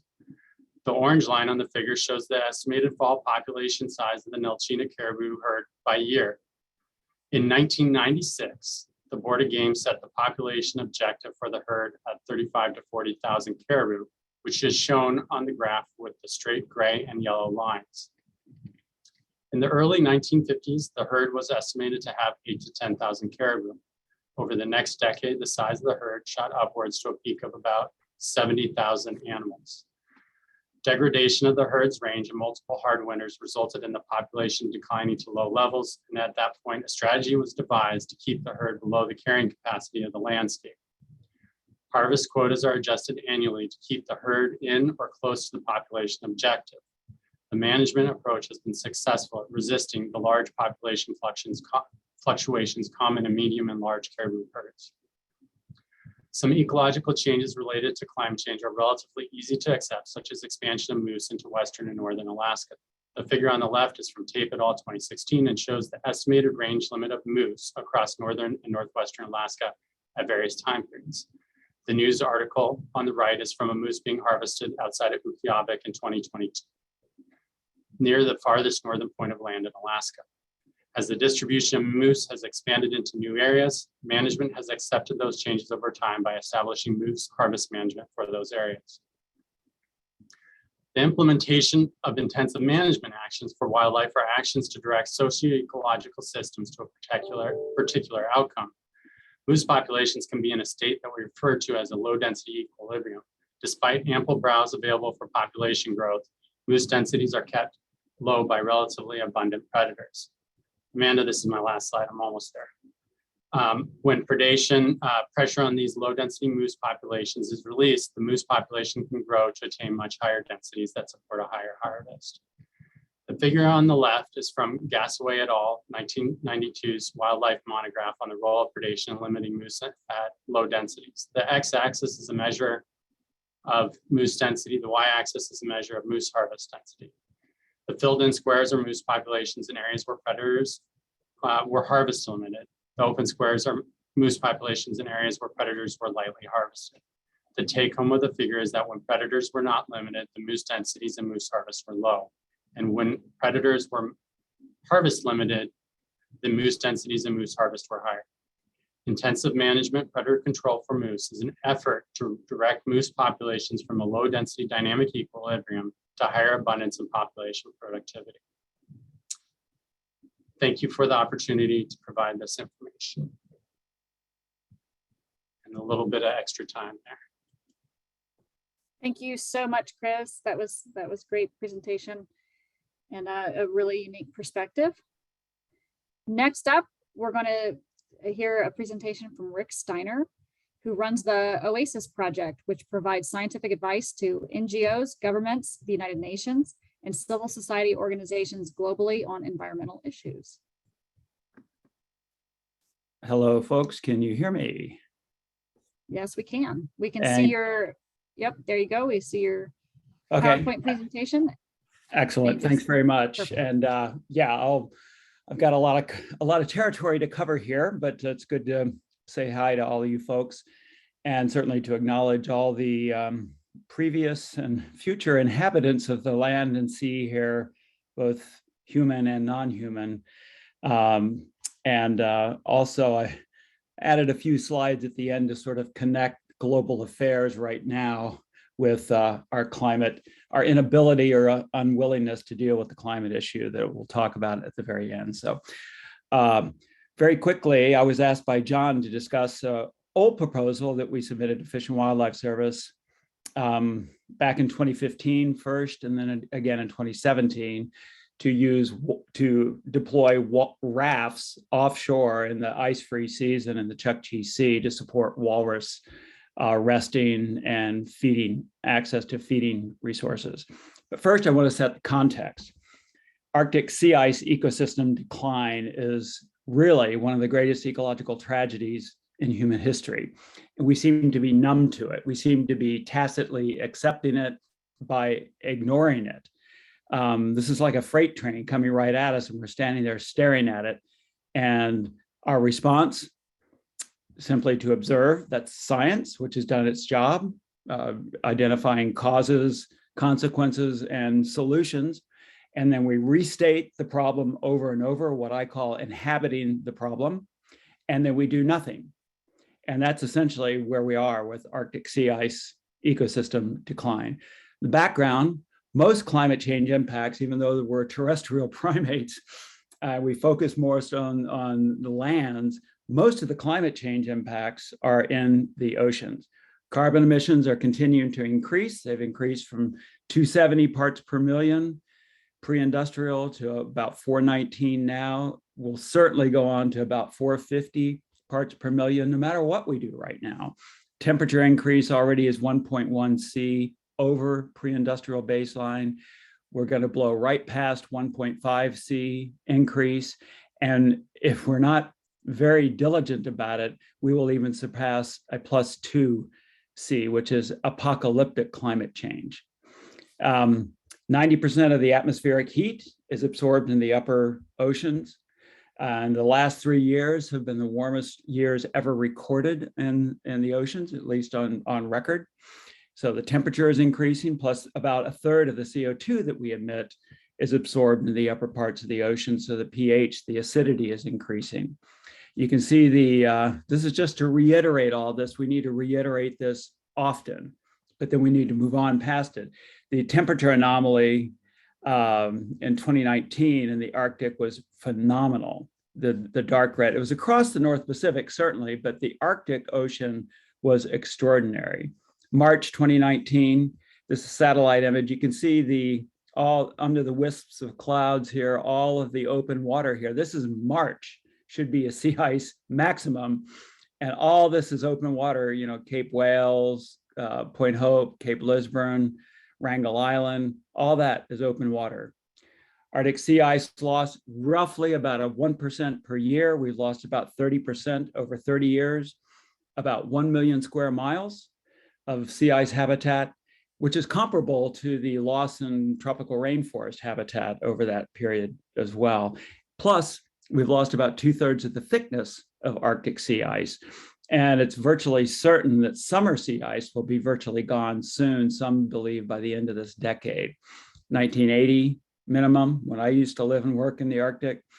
Today, again, 1980, today, the minimums. So this is our fault. This is our responsibility. We have a challenge to respond. The pelagic Arctic ecosystem is in decline. Most of the energy goes through these guys, Arctic cod. They are on the verge of recruitment collapse in many places in the Arctic. And we saw some discussion of this yesterday about the sub-ice algal ecosystem and the plankton ecosystem in decline, and it certainly is. As well, the benthic ecosystem, the amount of nutrients making it to the seafloor over the shelf is changed, and the species composition is changing, and the productivity of the benthic system is changing, which is very important for walrus. Very quickly, sea ice dependent marine mammals, polar bears. If there's one image that captures climate change and the catastrophic decline in sea ice and the ecological impacts, I would say this is it. Polar bears are in decline in most of their populations. Ring seals, the most numerous mammal in the Arctic sea ice, several million. They need ice for pupping. Spotted seals, bearded seals, and the loveliest of all, perhaps the ribbon seals, and now the walrus. Walrus are inherently a continental shelf species in the Bering Sea, Northern Bering Sea, and the Chukchi Sea. They usually dive only maybe 100 meters, sometimes 200. They can dive up to 500 meters, it's been found, but they are essentially limited to the continental shelves here. They can't feed over deep water. So their amount of time on shore during the extending and growing ice-free season is growing, with some catastrophic consequences. This is on the Russian coast. Walrus guards have done a noble job both in Russia and at Point Lay. Hats off to the people at Point Lay for doing a good job protecting the haulouts there in the summertime. But offshore, it's a different story. There was a graphic example in 2014, I think it was, or 2004, of 9 abandoned nursing 2-month-old walrus calves sighted by a research vessel over a couple of week period over about 100 miles offshore that had no sea ice. They had been abandoned. They obviously died from starvation or drowning. And the researchers on the vessel were so upset they stopped going out on deck because the walruses kept basically pleading for help. Then in 2017, there's a couple hundred walruses plummeted off a cliff in Russia, 260-foot high cliff. It was captured on a Netflix video, Our Planet, and this caused worldwide note. And I got a lot of contact from people around the world as a result of this. There was some controversy about the narration that associated this, but it was a pretty unusual incident. So clearly walruses need offshore resting platforms in the ice-free season in order to access these shallow offshore feeding resources. They feed in the seabed, important. So as a simple, almost utterly simple solution, I proposed walrus rafts to be at least a pilot project to be tried in the Chukchi Sea at Hannah Shoal during the ice-free season. And the scale would be something like this old fuel barge, a 100-meter by 50-meter fuel barge, so 5,000 square meters surface. You can see the gentleman standing here. It would be ballasted to bring it down to the water surface, perhaps a weather bow put on it, single point mooring, anchor there, put whatever surface on it the walrus biologists believe would be conducive to walruses getting up and moving about on it. If these work as we believe they would, it would provide summer offshore haul out habitat. It would provide walruses more time at the feeding area. It would increase their energy in versus their energy expent to get on the 300-mile round trip swim from the mainland out to Hannah Shoal. It would reduce drowning risk in the crossing. It would theoretically improve reproductive success and calf survival. And it would certainly reduce onshore crowding mortality if the rafts work. And I believe they will. I was in Singapore a couple of years ago for something, and I noticed in the harbor is very congested. But they wanted a football stadium, so they built the bleachers on shore and put the football field on a raft. It's actually called the float. And I looked at that and I thought, well, what a wonderful walrus raft that would be. You could fit several thousand walruses on that if it were deployed at Hannah Shoal in the summertime. So this technology is around. It would work if it's adapted and retrofitted to purpose. The other option, of course, is a fixed platform, such as a gravity-based oil rig like this in the Sea of Okhotsk. That's an option as well in certain locations outside of the shipping lanes. Hannah Shoal might be an option for that, but Bering Strait would not. Hannah Shoal, okay, I'll roll through this quickly. September 14th, 2015 letter from Fish and Wildlife declining the proposal said, we do not think such a measure is needed at this time.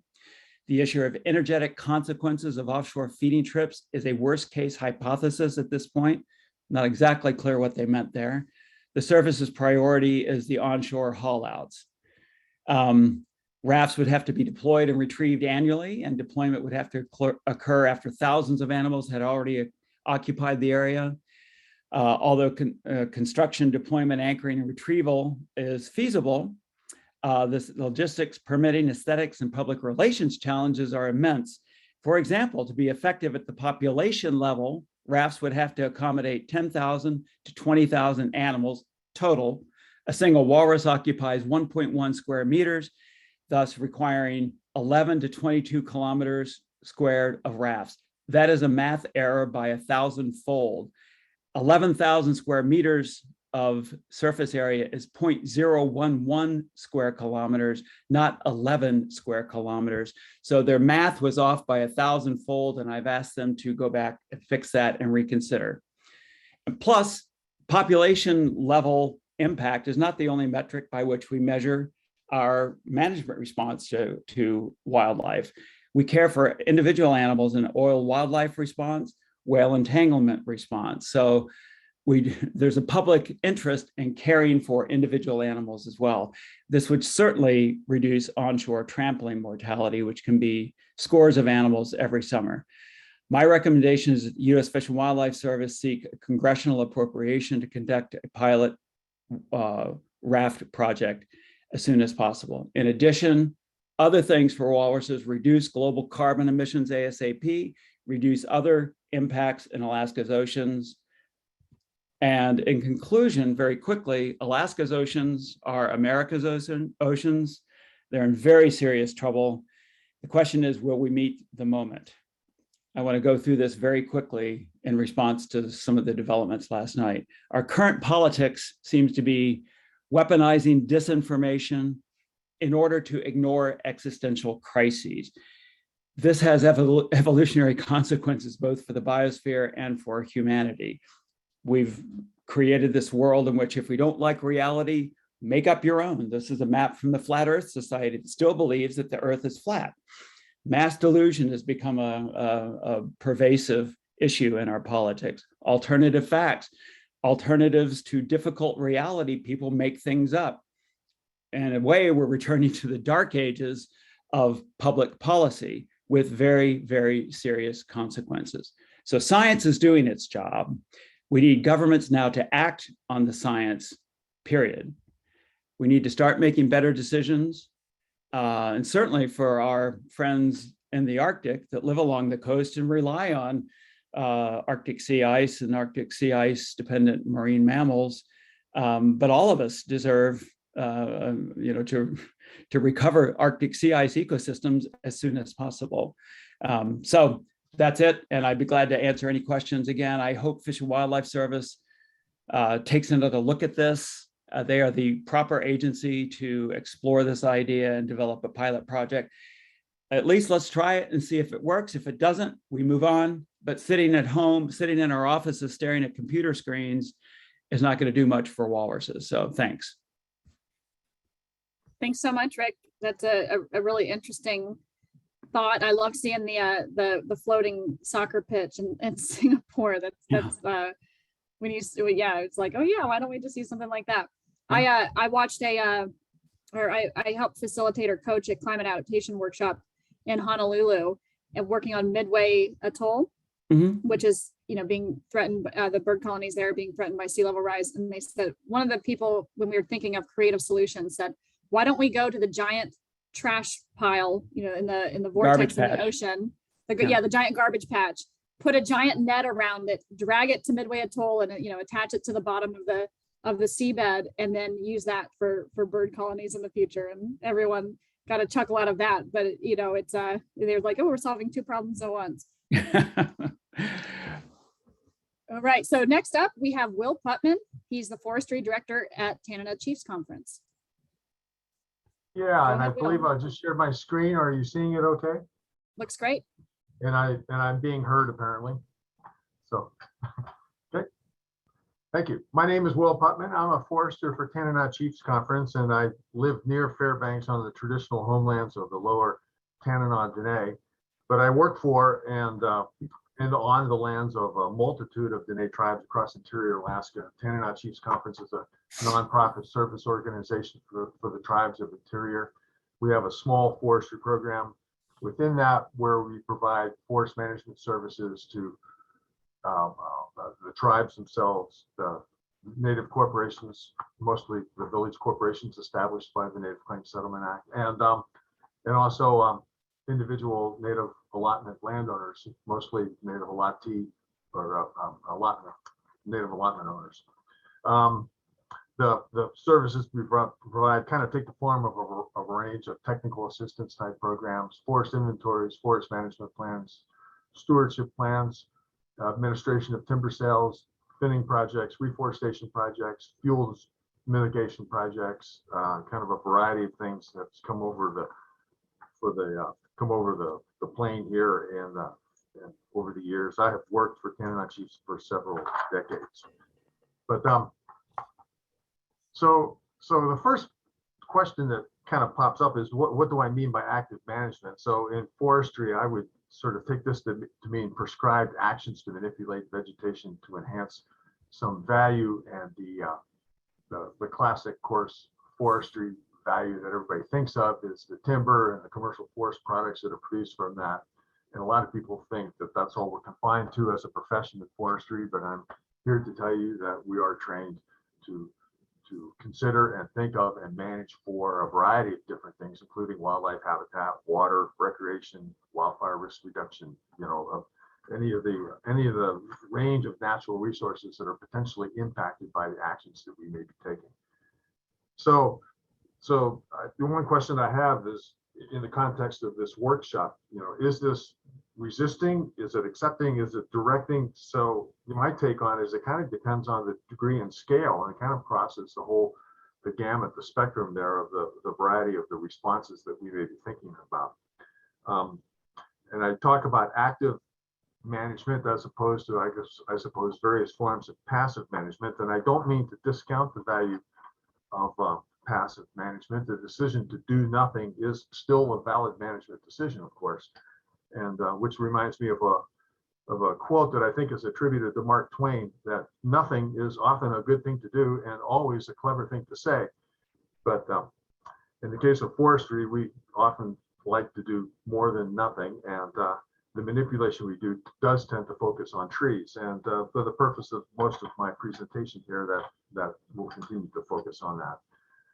So in response to climate change, some of the goals that we're trying to manage for, probably would be on the things of maintenance of ecosystem resilience and diversity and things like that. It's second nature for foresters and probably humans in general to think of ways to tweak nature to improve the situation relative to something. So the concept of active management kind of comes fairly naturally to my profession. So in terms of forest management options for climate change, this list that I'm showing on this slide, I pilfered from a recent presentation that I saw by Brad St. Clair, a scientist with the Forest Service Pacific Northwest Research Station. And where he kind of I thought this made a lot of sense, where you kind of got a ascending list of levels of activity that you could be working on, where at the very top, you're denying that you're having anything that you have to do anything for, and you just do nothing.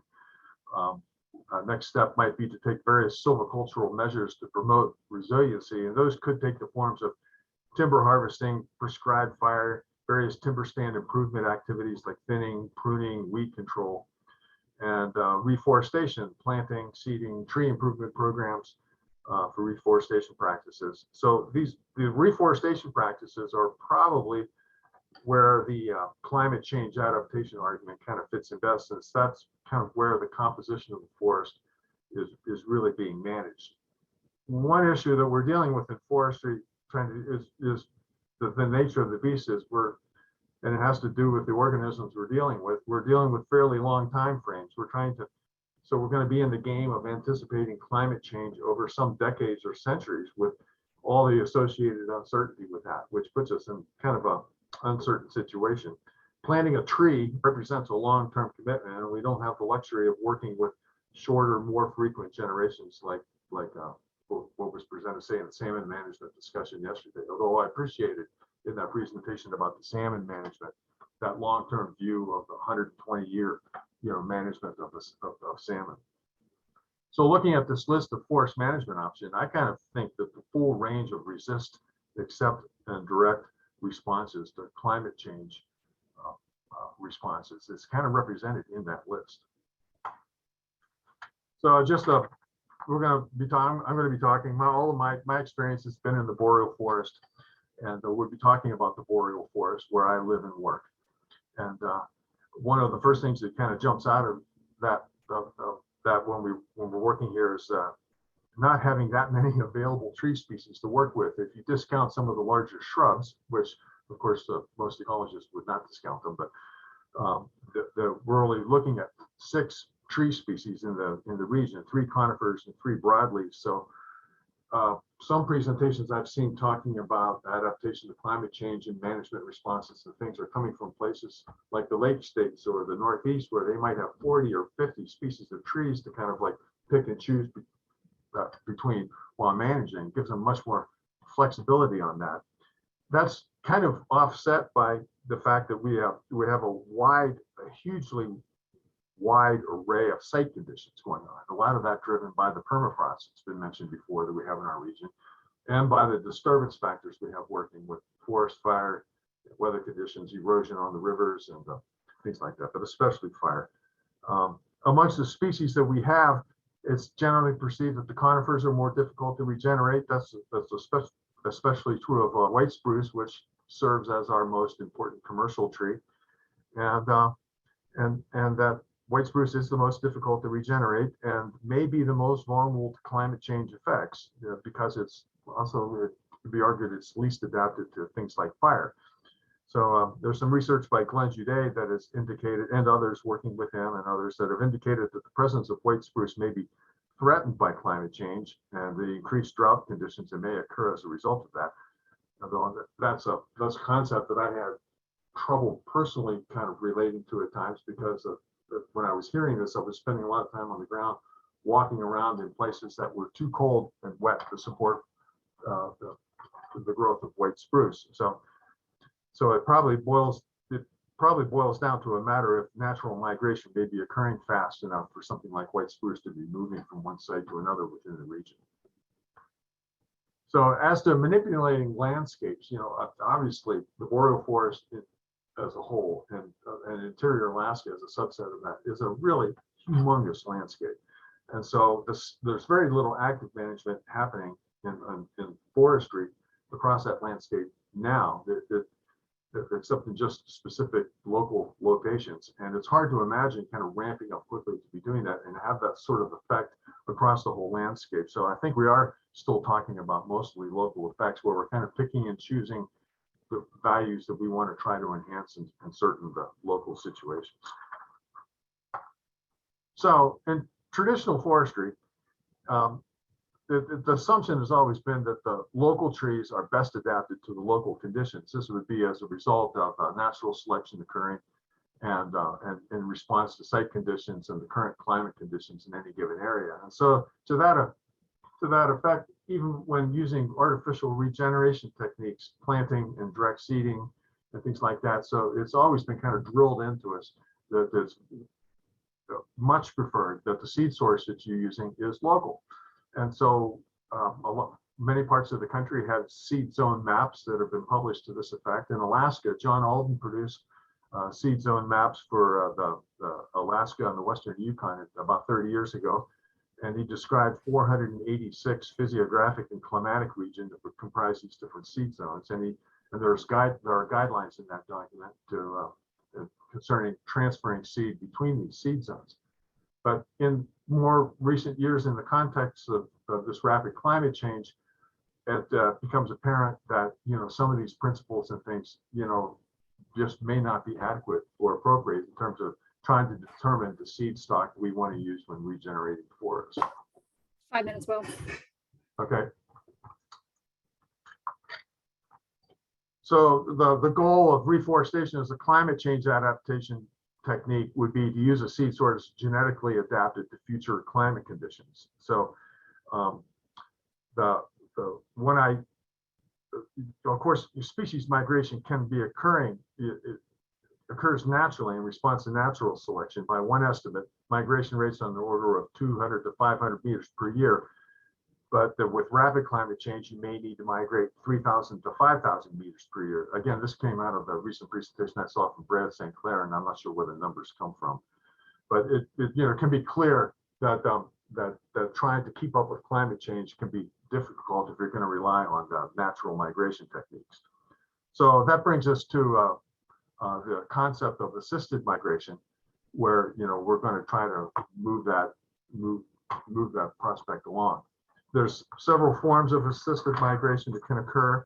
You can have help out a local population by kind of moving around within sites.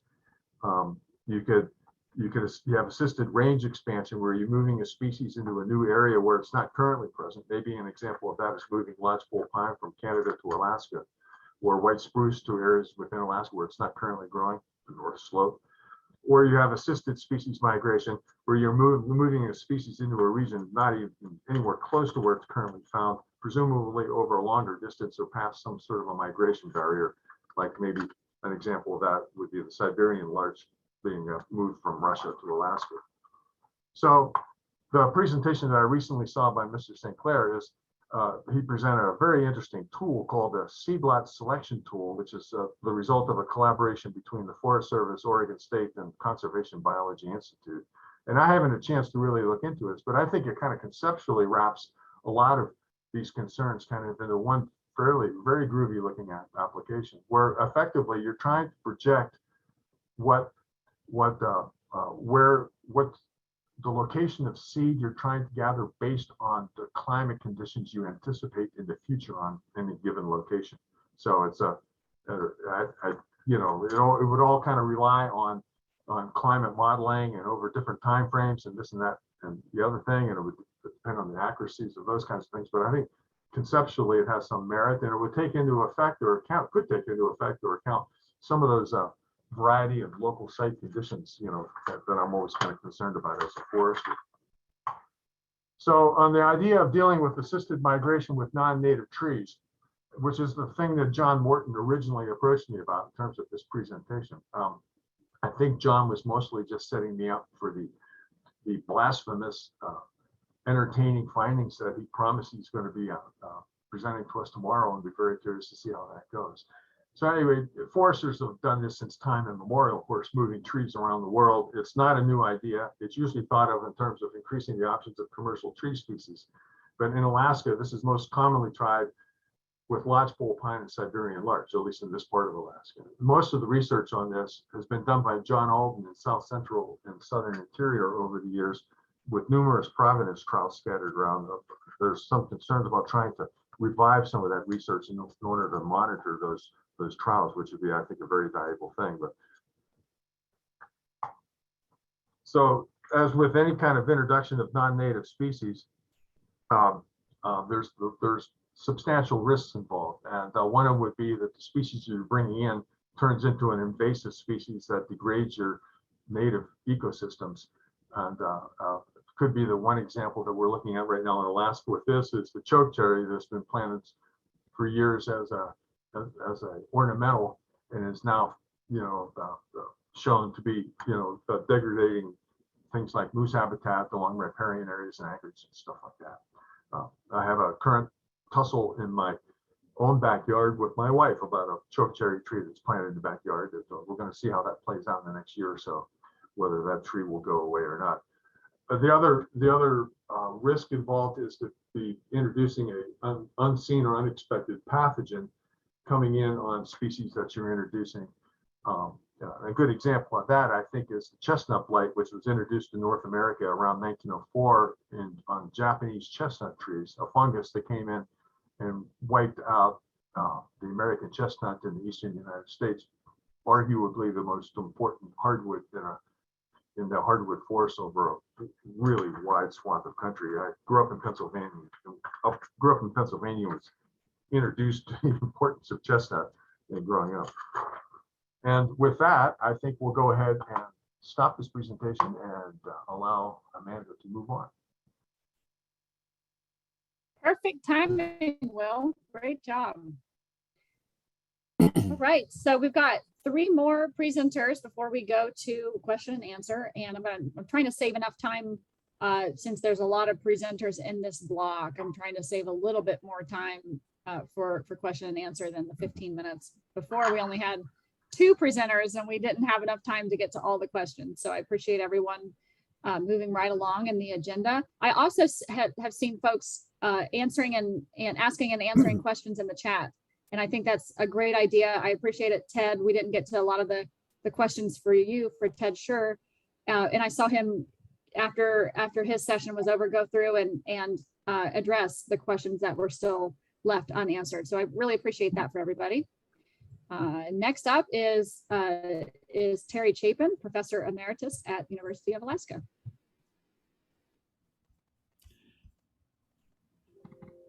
Thanks very much, Amanda. Can you see my slides and hear me?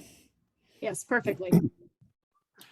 Okay, well, I'd like to recognize that I'm calling in from the Troth Yetta at UAF Fairbanks campus. on the unceded lands of the lower Tanana. I think in general, we know where climate change is headed, and it's really clear that we're not prepared to deal with this appropriately. So some of the global consequences of climate warming that concern me are the more frequent extreme weather conditions. These are likely to be droughts and dry climates, floods and wet climates, and hurricanes and storm surges on coasts. So we know what the major threats are likely to be, and we know where they're likely to occur. I think it's also important to recognize the social disruption that's likely to be faced by today's youth. This is no longer an issue of potential impacts on future generations. It's here now. And some of this includes food insecurity that's being seen in many parts of the world. Also, the possibility of mass migrations as millions or hundreds of millions of people move out of the way of extreme climate change. In general, we know a lot about the causes of climate change and their consequences in a general way. We know that over the long term, climate change and global changes in general have been caused by increases in the global population and their use of natural resources. This caused impacts such as increased temperature, conversion of lands, of ecosystems, and these have ecosystem consequences that include species extinctions and overexploitation of certain resources. This changes the benefits that society derives from ecosystems. Most ecosystem services, most of these benefits are decreasing, and the only ones that are increasing are those associated with direct management of landscapes for agriculture, aquaculture, and so forth. One way to think about this is what are the ways in which we may be able to change the extent to which these changes are occurring. We think of these as being a linear process often, with population and resource use causing changes in environment, changes in ecosystems, and impacts on society. But what can we do as a society to reverse these effects or to minimize them? And one concept that I like is that of stewardship, which is the active shaping of pathways of social ecological change to enhance ecosystem health and human well-being. And you'll see that this is very tightly associated with the management applications through the RAD framework. The key features of this are active intervention to shape desirable changes. It's a system of people as part of nature rather than trying to separate nature from people.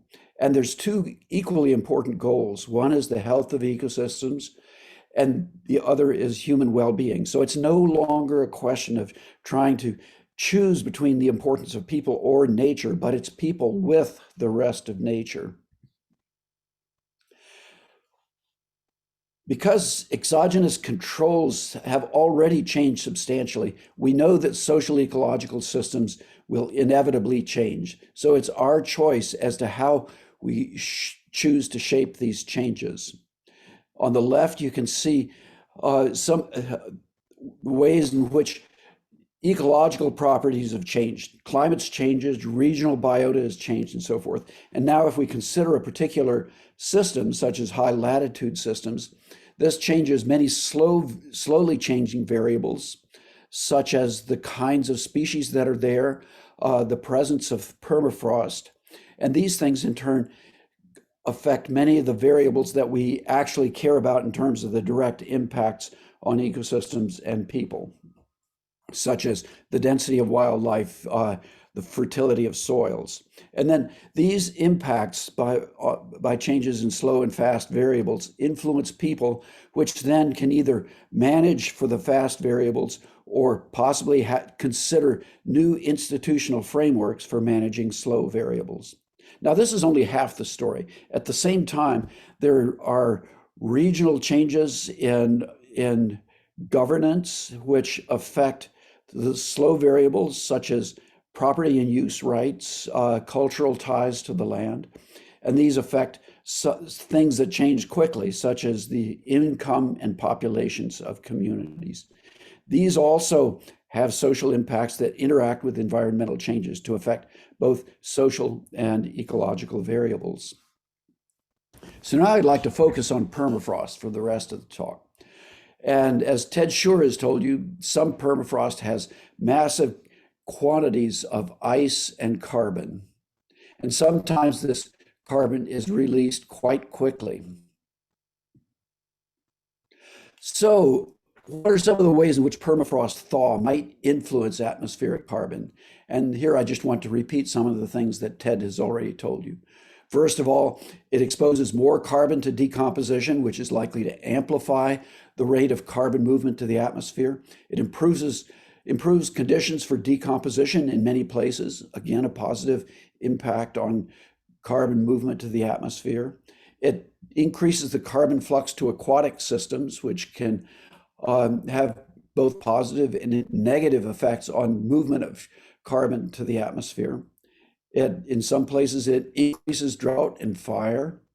It fosters vegetation change, and it often increases permafrost thaw. So overall, there are lots of ways in which permafrost thaw tends to increase carbon movement to the atmosphere. And Ted talked to you a lot about the time scale over which the positive effects on movement to the atmosphere occur and the ways in which productivity can counteract some of those effects.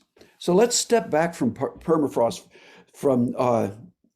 and think about some of the potential solution options that we might consider. One of the challenges about permafrost is that it's very extensive and the changes are occurring beyond a scale that is readily amenable to human management. So some of the ways that we might find solutions to minimize permafrost loss would be, first of all, to reduce human emissions. This is something that we've been very unsuccessful in doing as a global society. It's also a place where we have lots of regional experiments, so we have a lot of knowledge about what some of the social effects, some of the ways that this can be done through changes in social systems. Another change that's been suggested is injecting aerosols into the stratosphere. The disadvantage of that is that it moves these aerosols into a well-mixed atmospheric system, so that within a year, any experimental attempt to do this becomes a global experiment rather than something which occurs locally. And oftentimes we don't know the implications at large scales, things such as shutdowns of the Indian monsoon system, for example, which might occur through production of injection of atmospheric aerosols into the stratosphere. We might increase albedo, for example, through deforestation. We might alter summer and winter heat flux, and that's something I'll come back to in a moment, or alter the ratio of respiration to photosynthesis through changes in functional groups. One place where this has been discussed is at the Northeast Science Station and Pleistocene Park in Northeast Siberia. And here I've worked a fair amount with Sergei Zimov, who's been the primary advocate for this idea. And I would just want to walk you through the steps in which he's taking in thinking about how to do something here. Formulating hypotheses, debating about the validity of these hypotheses, modeling, and then going through this process of formulating hypotheses and testing them. He's estimated the areal extent of permafrost and drivers and the properties of this permafrost in order to estimate carbon stocks and potential fluxes. Now there's much better information about these that the permafrost carbon network has collected. He's selected 2 experimental sites, one at the forest tundra ecotone in northeast Siberia, another in the forest steppe boundary south of Moscow. These are areas that are large enough to carry out large-scale experiments. He's established experiments primarily to use large mammals to trample the snow and reduce the amount of insulation so that heat can escape from the permafrost in winter. And he's set up experiments by setting up large fenced enclosures and importing large herbivores. His preliminary observations are that these animals trample the snow, but one of the unanswered questions is how extensive this effect would be at large scales. He's made measurements such as changes in carbon stocks and changes in fluxes that result from these kinds of activities. So the scientific steps that he's using are to formulate hypotheses, estimate the extent to which this change might occur, to test this experimentally by setting up experiments, observing and measuring, and then attempting to assess how this might occur at larger scales. So let's go back to thinking about the various hypothetical solution options. One of the options that seems most viable is to reduce human emissions, although we clearly realize that we're not studying some of the most important factors, the social factors. We know that injecting stratospheric aerosols into the stratosphere has high risks. Increasing albedo through extensive deforestation has lots of indirect effects, and Will has talked about some of those. Increasing winter heat flux can occur at very small scales, but the question remains as to whether this can occur at larger scales. And then the issue of changing vegetation over large scales is also something that that's challenging. So thank you very much. Oh, I should say also that I worked with Sergey on a lot of these issues for about 15 years in the 90s and early 2000s, but I haven't been working with him recently, so I can't honestly say what his most recent results have been in terms of the impacts of these experiments that he's been instituting. Thanks so much, Terry. That's fascinating. We're going to move next to Leslie Field, the founder and CTO of the Arctic Ice Project. Thank you very much. Let me see if I can get my screen sharing going. Okay, this looks right. Okay, and let's move it in a good spot. Okay, so thank you very much. I am really honored to be a part of this, and so many of the talks that have come before help set up some of what I'd like to say. So, and inform me on some things that I wanted to learn. So RAD in action, in our action, it is trying to preserve and restore the cool, preserve ice, cool water. I'm founding a new nonprofit, and so an additional one in addition to Arctic Ice Project. So you'll see a weird mix of attributions on my slides as I go between NUCO, which is what we're doing going forward, and Arctic Ice Project, which is still ongoing on a very important track, which has, you will notice, been the home in which we have done a lot of the development of what you'll see. I also give a class at Stanford once a year. So on engineering, entrepreneurship, and climate change. Auditors welcome. So if anybody's interested, let me know. I live near Stanford, so in the San Francisco Bay Area, and we're on Ohlone traditional lands. Leslie, Yes. sorry, could you put it in presenter mode? So it's in the slideshow mode. Hit play from the start on the left there. Ah, you're not seeing it? Oh, I see. There we You go. wanted it bigger screen. Okay. Yeah. Yeah, I miss some of my slides when it goes into that, but okay, yeah, that works. So good enough. Thank you.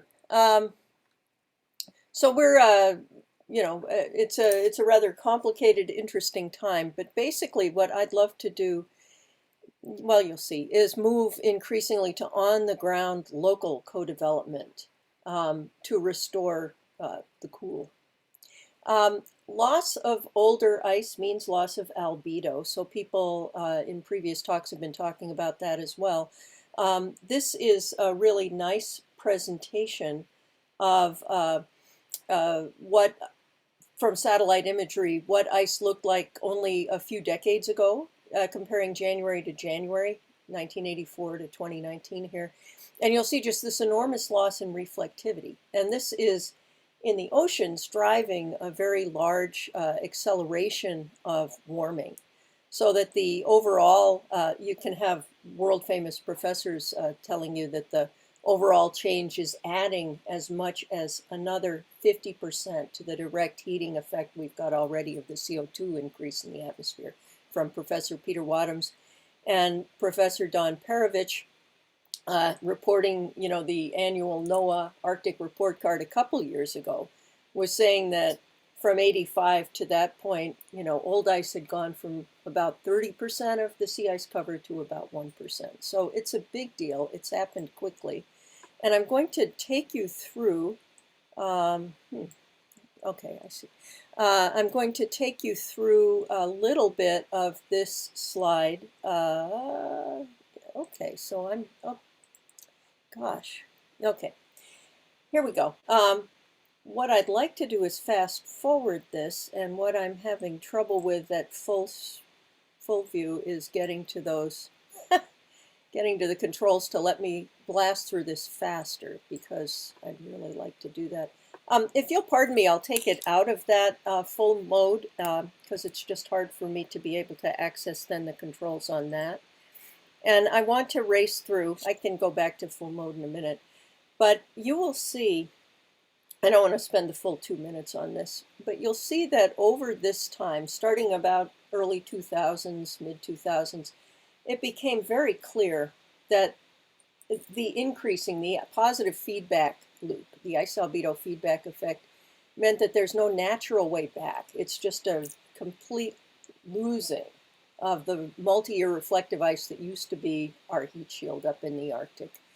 And a lot of ice export past Greenland through the Fram Strait, and the loss of the historic nursery in the Beaufort Gyre of this incredibly important reflective source during the Arctic, 24-hour day of sunlight summer. So that's a huge problem, and it's what I've been working on for years to try to improve. And so if you need me to go back to full, I guess I'll just bring it out like this. What we need to do going from here, I think, is that Arctic sea ice is incredibly important, but it does become something where you're not helping to solve people's problems immediately. It's a longer term thing. You have to work through the International Maritime Organization, international groups. It becomes a very difficult slog to be able to do anything at a scale that will be helpful very soon is what I worry about. It's important work. It has to keep going.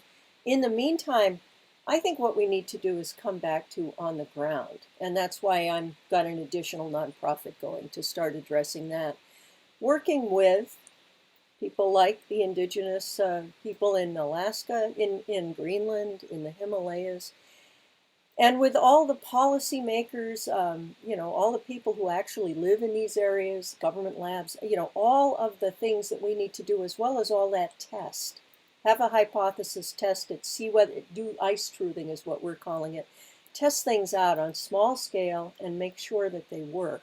And if they don't, then start changing things so they do work.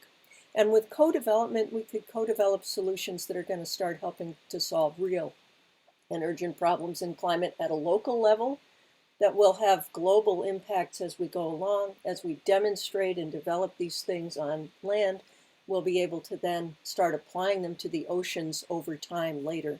We work in very small field testing, and it's very small scale, and we can monitor what we're doing, and it's always with the collaboration and help of people who actually live in these areas. Over years of working on this, and it has been years, a lot of it as a volunteer, starting this up, we've come to a favorite material, which is hollow glass microspheres, which basically is a kind of floating sand, you could think of it as. And it's got a lot of good qualities to it, including it won't pick up oil-based pollutants. It's made out of one of the most abundant materials on the planet, so we've all evolved with it, silica. And it's passing all the safety tests so far, and we're continuing to test it. Arctic Ice Project is continuing a wonderful collaboration with some microbiologists at Sintef, Norway, to make sure we understand what the material fate is, what the safety is of these. Everything tests out great. This is widely used in many, many applications worldwide right now, but we keep on testing because first do no harm is our most important guiding principle. We've done these small scale tests. This is on a pond in Minnesota where we've worked many, many seasons on test and control areas. You can see as soon as you put the material down, it's brightening the ice. This is up in Utqiagvik, which has been really wonderful, working with the Inupiat Native Corporation up there, UIC Science, and really some wonderful friendships formed over time. Doing this in, again, small scale areas on a pond in the Barrow Experimental Observatory area. And so what we found is that a thin coating of this can restore reflectivity on ice and melt ponds. So it's really exciting. And over time, there's a potential as we can have ice last longer and longer. Climate modeling is showing us if we can last through the season, we have the base layer again to start then growing up multi-year ice on top of that. What you might have seen in that initial video that I was showing you, the NASA imagery, is that increasingly we're growing our ice on open ocean or on maybe first year ice if we're lucky, so that it hasn't had time to grow up like it used to, just because of the changing climate and patterns because of the global warming that's been going on. So it's a really exciting potential here. Climate modeling, I had one more slide. No, I see. Changed it. Climate modeling takes our small scale results and lets us scale and see what on earth would this mean to the world as a whole if we started to do this in specific areas. So the Beaufort Gyre, that historic area of bright ice that we've had, that historic nursery of multi-year ice, or the Fram Strait where all that ice export was happening. These experts that we work with at Climaformatic, world-class climate modelers, are showing us that we could have selected areas. We chose these in collaboration with Professor Peter Wadhams, in fact, looking at these selected areas to make sure that we could have a leveraged impact, because we don't want to carpet an entire ecosystem, and we don't, it looks like, need to. We can do an effective strategic deployment. This is what it looks like. So that's what's been going on with Arctic Ice Project. It's still going on. It's incredibly important, the modeling, the ecotox testing and such. This is, again, from that Minnesota pond, what bare ice looks like, what snow looks like. Once we've treated it with these HGMs, hollow glass microspheres, just sprayed on, instantly it gets brighter, much brighter than bare ice, but not as bright as snow. But it's good enough according to the climate modeling. We've done very careful testing with instrumentation going through these. Oh, 5 minutes. Okay, thank you. And we've taken drone footage to see, what happens on the test and control areas of this small Minnesota pond over the course of the melt. So we've done a lot of analysis, and we're in the process of writing a peer review paper submission.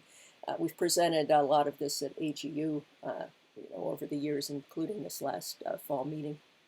And we can quantitate the test versus control. We're slowing the melt in a very understandable way in the treated area versus the controlled area. We're retaining ice, so it's exciting. Recently, and this is the newer part of what I'm increasingly preoccupied by, could we reverse glacial ice darkening by whatever mechanisms it's got, by modifying the surface reflectivity to slow the melt? And again, there's some really good features about these materials, and there are some small-scale tests going on in that same Minnesota pond and affiliated areas. This got provoked by being asked by Dr. Soumitra Das to take a look at the Himalayan ice melt problems. And with that, it's like, well, gosh, if we're going to be addressing glaciers, let's address Greenland as well.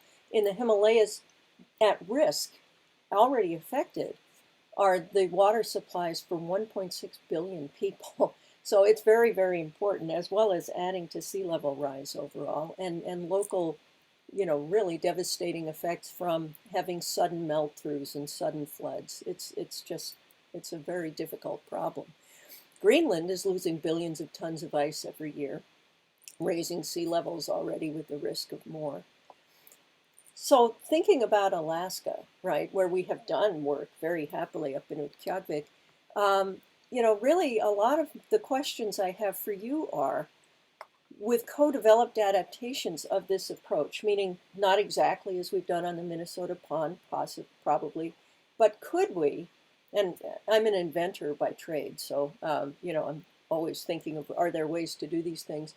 Could we be preserving permafrost? It sounds promising. We're really interested in it.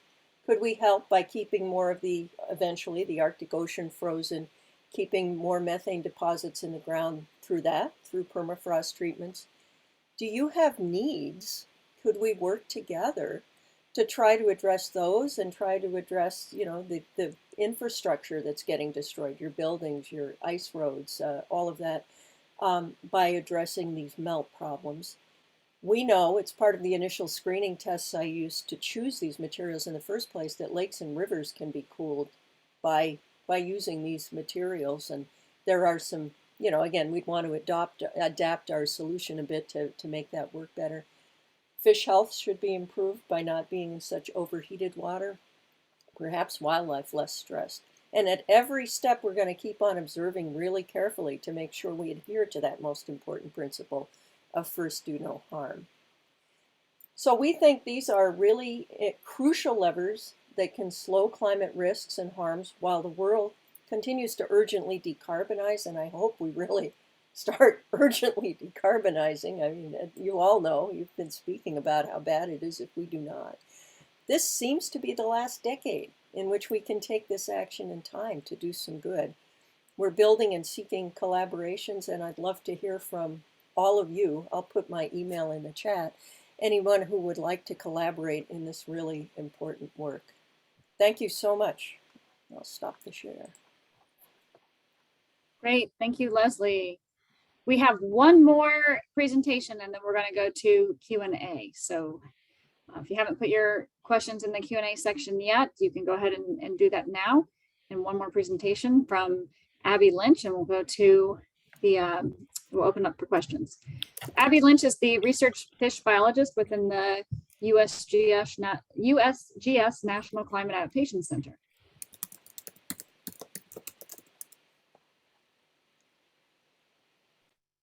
Abby, are you on? I am. Hold on, I'm just getting There you are. getting it set up. So. There you are. I just couldn't see you. Yep. Okay. Am I sharing the correct screen? You're not sharing anything yet. Oh, it's not sharing. Sorry.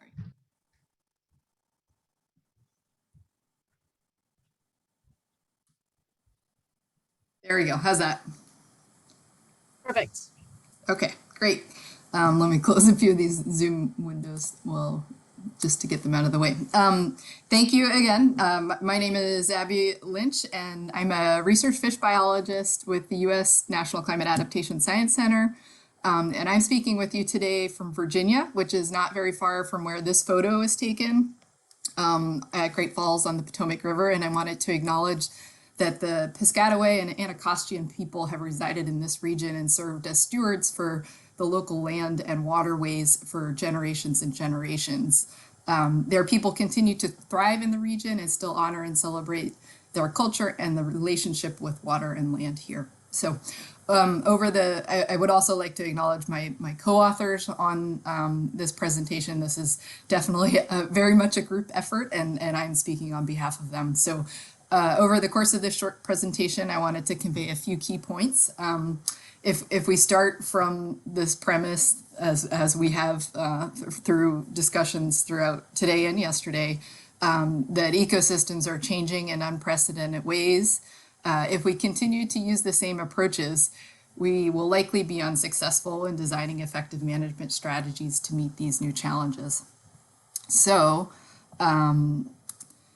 this is obviously where RAD can come in. And so today, what I'm going to talk to you about is essentially how RAD can be a framework that is a useful tool to navigate these unfamiliar territories of directional change. So when we think of a non-stationary system, these RAD choices unfortunately will need to be revisited in processes. And I know John likes to say, ideally, we're making choices where they can be self-sustaining, but if we're in this non-stationary scenario where things are changing directionally, we will have to kind of consider and reconsider and revisit these decisions as we go. But first, I don't need to belabor the point that RAD can kind of support these things. The whole workshop is kind of framed on that premise, but what I hope to convey with this presentation is that we can use familiar tools to utilize this framing. So what we have RAD, but let's also consider how RAD fits in with other ongoing processes and tools and applications. So back to RAD and thinking on where we are and using RAD in this process. I think we don't need it's always worth re-emphasizing that RAD is a useful trichotomy and framing for managing the context of change. And to me, the real value is that it just lays out that these are options that encompass the entire decision space. And so this is a deliberate way to think about how each option represents trade-offs among management goals, societal values, and available resources. And so the focus today is kind of on this accept part of the piece of the pie. Or I guess accept was yesterday. That was often likely to be the most common choice for managers. When you think about limited resources and where we're able to afford to intervene, we understand that isn't always going to be possible across the whole entire landscape. So, but I still think it's worth reemphasizing that this could be a very deliberate choice rather than just a default decision. And today, the focus being on resistance, this is often where we consider our happy place, in that this is the approach that we're often most comfortable with, and the one that's most closely aligned with more traditional precautionary principles of management, thinking about restoration, rehabilitation, kind of conservation-oriented approaches. But the problem with that is that, and I think actually Jeremy might have been the one that made a comment on this yesterday, that if we wait so long as to decide that we can't resist, we've already missed opportunities to prepare for adapting to ecosystem change under any RAD strategy. And it likely comes at higher economic costs, greater losses of ecosystem services, and more substantial consequences to natural systems. And so the goal then is really to hopefully make a decision before you reach the point where your management efforts are futile. And with this, I think, standing at such a crossroads, I again want to reemphasize that there's absolutely no need to kind of throw the baby out with the bathwater just because you want to adopt kind of RAD thinking. RAD works really well with already existing planning processes such as scenario planning or structured decision making, or climate smart conservation, and adaptive management. And these are all great tools to support decision processes. And for the remainder of the talk, I wanted to walk through some of the thinking related to adaptive management. And I will make a quick plug here for a paper that focuses on adaptive management. All of the co-authors on this talk are co-authors on this paper. And most of the remaining slides will walk through a couple figures from that paper. But first, I wanted to start with a figure from another article that was part of that bioscience special section that was led by Don Magnus. And I really think that this spider web diagram is a really nice visual when you think about a RAD decision landscape, because it shows kind of that there are varied decision points and varied alternative pathways that can be taken depending on those decision points. And Don, has this wonderful Kenai example that really showcases kind of how drastically different your trajectories can be in a system depending on the management pathway that you choose. So kind of taking Don's horizon of options down to one decision path. So this is really like drilling down to one of those options. And just to orient you here, if you consider time on the x-axis and some sort of generic interpretation of system state on the y-axis, really any system kind of may vary within a given range of variability. But at a certain point, when you're faced with some level of transformational forcing, that's when directional change kind of pushes a system beyond that stationary system state and a known range of system variability. And that's when you have to decide which RAD pathway to select. And as transformational forcing continues, you may need to reevaluate and potentially change your strategy depending on the system state at that time. So this is, again, really just showing one of those decision pathways through that spider web diagram of Don's. And if the transformational forcing is stronger, those decision points may happen more frequently and the pathways may change more frequently too. So the question is, how do you know when to make the decision to change course and kind of change management pathways at that point? And this was a question that we really have been thinking about a lot, and how to operationalize this all in a RAD community. And I remember a very explicit conversation where John Ted told me, he was like, Abby, I think I've got the perfect analogy for all of this. When we think about RAD, this helps managers navigate a transforming world, kind of like a compass helps navigate towards a specific destination. And then we can layer on adaptive management, and adaptive management helps maintain a management pathway kind of the same way as a gyroscope helps maintain a heading. And so in essence, when you have RAD gives you the intended direction that you want to go, and then adaptive management can offer kind of iterative improved precision along your identified management pathway via a number of different feedback loops of technical learning and institutional learning, and even changing values and beliefs over time frames. So 5 minutes, Abby. got it. Okay. And when the system state is relatively stable or stationary, adaptive management can actually function as it traditionally has, been interpreted through that 6-step cycle of assessing and designing and implementing and monitoring and evaluating and adjusting. And this really allows managers to work iteratively towards improving understanding and improving management over time through that traditional kind of double loop learning. And this often involves targeted monitoring to evaluate progress towards management objectives, and also help identify ecological tipping points, as well as pilot studies and experimentation that can be used to test kind of alternative management actions and systems thresholds too. But when the system state is facing directional change, we have to ask if that current management pathway is still viable. And when we do that, if the answer is no, that's where you're really faced with a RAD pathway decision. And so this is where managers can evoke the RAD framework and decide on an appropriate management pathway and kind of re-envision management objectives and actions around that.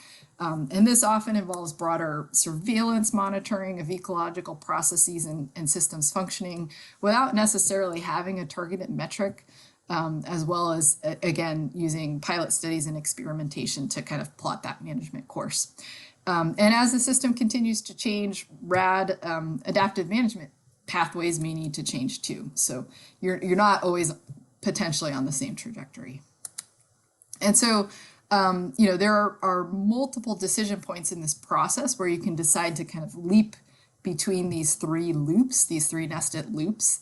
And the inner loop being kind of if the management objectives are no longer feasible. For example, if I'm a fish biologist, so if you have a harvest strategy to that's no longer able to effectively control an invasive species, an aquatic invasive species, for example, or at the kind of outer loop level, if the RAD pathway is no longer viable, then you have to swap from, for example, resisting an ecosystem transformation to accepting or directing it. And that's all probably based on ecological, social, or financial feasibility. And then one other point that's worth mentioning kind of on the topic of these loop leaps is, you know, who ultimately bears the burden of implementation, and the opportunity costs for when these loop leaps occur kind of depend on that RAD management pathway. So for example, if you have an accept objective that may only result in monitoring costs for public land managers, but it may involve kind of substantial financial or social consequences for other stakeholders and right holders in the system. So, and the potential trigger points for those loop leaps and the socioeconomic and also environmental justice implications of those pathways should really be considered with any of these options. And so obviously we have no crystal ball to know when to make these loop leaps, but I think agencies can begin to support and augment adaptive management capacity so that we can plan and prepare for these loops and when they may be necessary. And so with this, we can, you know, review and update management actions and objectives periodically on some sort of regular schedule, and recall that this aligns with those two inner loops of the RAD adaptive management cycle. This could be time-based or as a result of some sort of tipping point.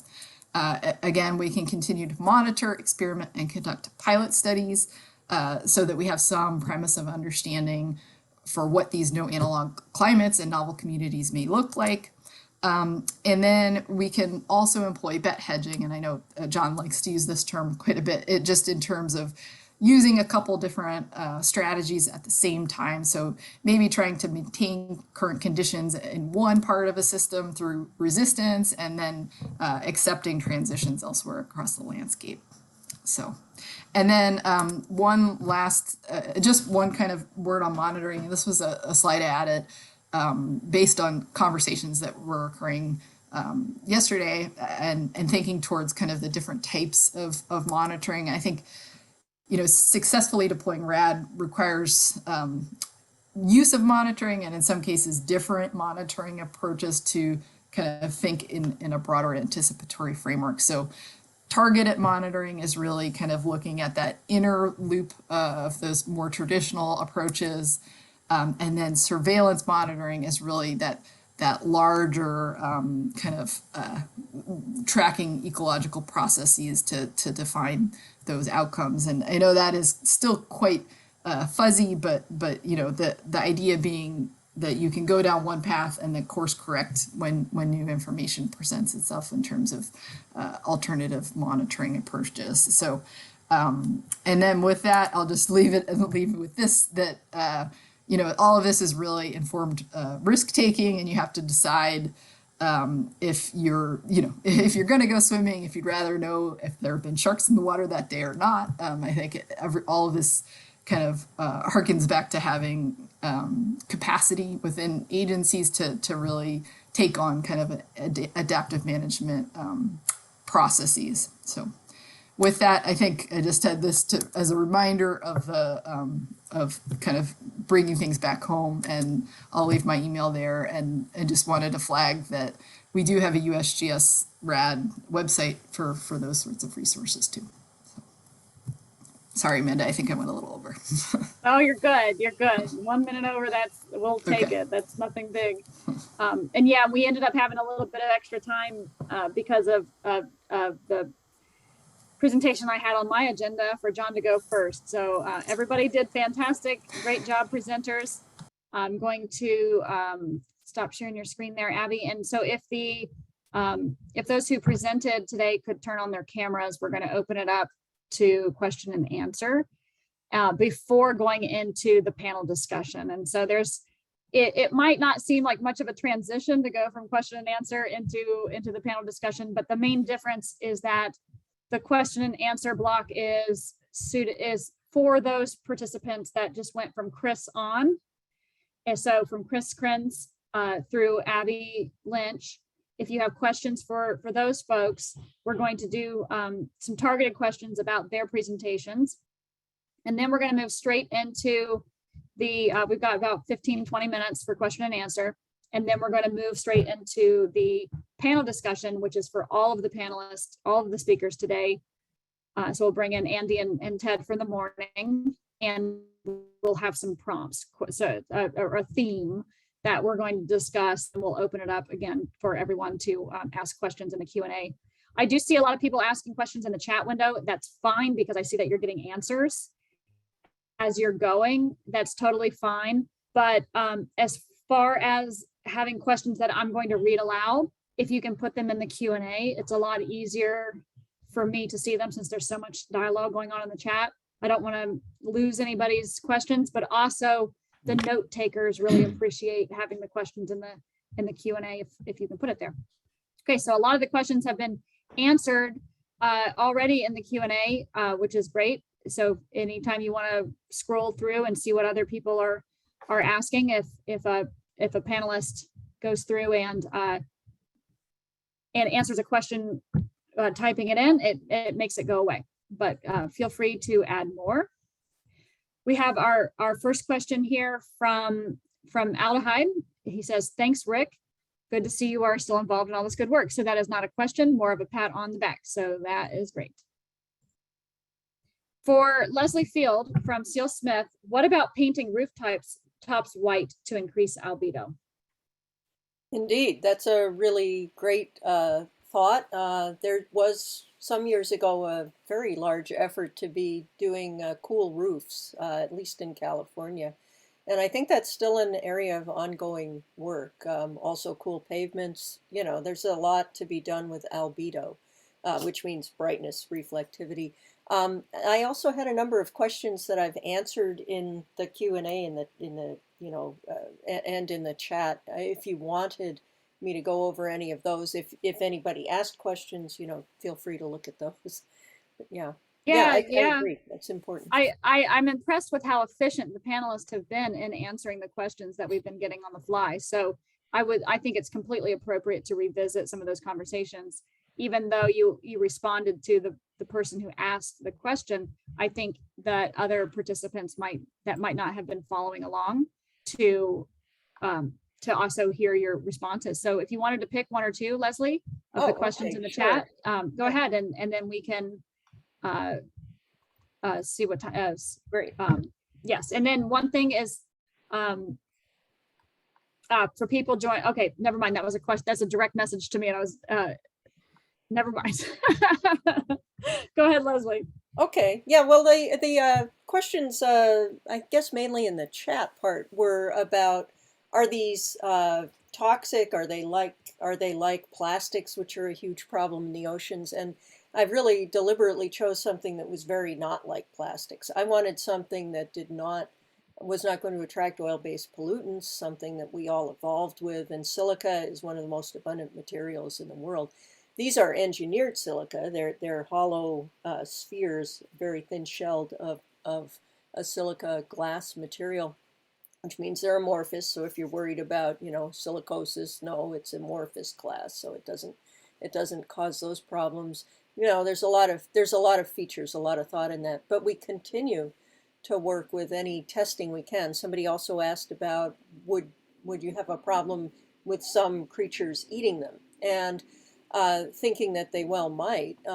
We have had that tested a few years back, and it was fed to fish and bird species with no, a small cadre of both, with no ill effect. There was one death in the control group, meaning the group that didn't get fed any of it. So that was kind of a reassuring thing. No ill effects in general. But we keep looking, because first do no harm really is, it is really the main principle that I work by. And so let's see, and then there was economics. The thing about the economics is it can be expensive. We've looked at things like estimates of $350,000 worth of materials to do some area of the Fram Strait. So that area past Greenland, where a lot of ice has been getting exported, is a key area to try to slow that down by letting ice last longer and changing some of the currents and such, back towards where they used to be at the same time. So you can start having leveraged effects. You can try to deploy over as small an area as possible, again, to try to minimize any untoward effects, and go at sort of the polar opposite of, putting something up in the atmosphere and distributing it over the whole world, right? We really want localized solutions that could have a leveraged impact. And so you could spend quite a bit of money, just for the materials themselves, but the amount of climate damage that you're potentially averting by doing that is in the billions at least, maybe trillions of dollars eventually, right? And so it's really a very leveraged thing, stitch in time saves nine sort of thing. I think maybe one more that was it. question. Yeah. One more question, Leslie, before we go to Dawn. Do the spheres float, and what happens to them after the ice melts? They do float. Yeah, they do float, and they've been chosen to do that on purpose. You can get varieties of them that wouldn't, but this is really very useful for getting them at the top of the water column as you're having melt ponds over either terrestrial ice or ocean ice. You find that reflectivity at the top layer is very important. What we're finding over time, and it's something that we're studying right now, is do they dissolve over time? We could certainly formulate them so that they would. That might be a very graceful solution.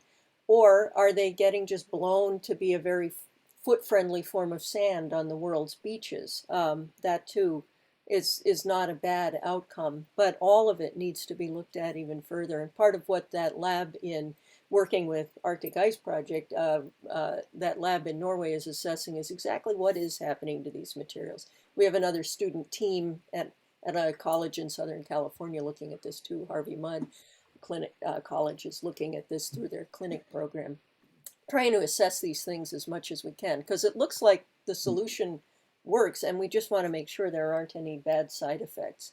If there are, we would change things up a little bit to try to reduce or eliminate those. Yeah, thank you. Great questions, everybody. Yeah, great. We'll keep them coming. Dawn, Magnus, I'm going to turn it over to you, and then we've got 2 questions for Terry to queue up after Dawn. Yeah, I just wanted to pull forward a couple questions in the chat. Panelists can't put it into the question and answer, so I wanted to put them forward. And one's for Terry and one's for Rick. And so Rick, there's a lot of questions about the U.S. Fish and Wildlife Service's consideration of the walrus platform. And we were wondering if you could tell that story. And in particular, what was the denial for? Was it for doing the pilot, having U.S. Fish and Wildlife do the pilot? Or was it some sort of permitting for some other entity to do the pilot?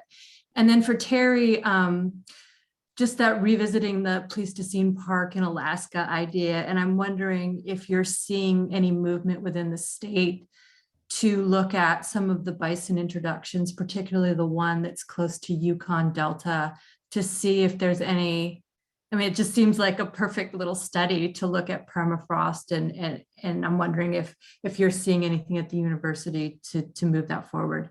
Thank you. Thanks, Don. Go ahead, Rick. Yeah, thanks for the question, Don.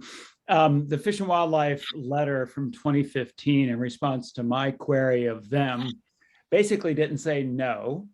They just raised a number of issues that should be addressed. They said they didn't have the resources, financial or personnel at the time, to manage a project of the scope that they envisioned would be necessary. However, again, their math was wrong by a factor of 1,000.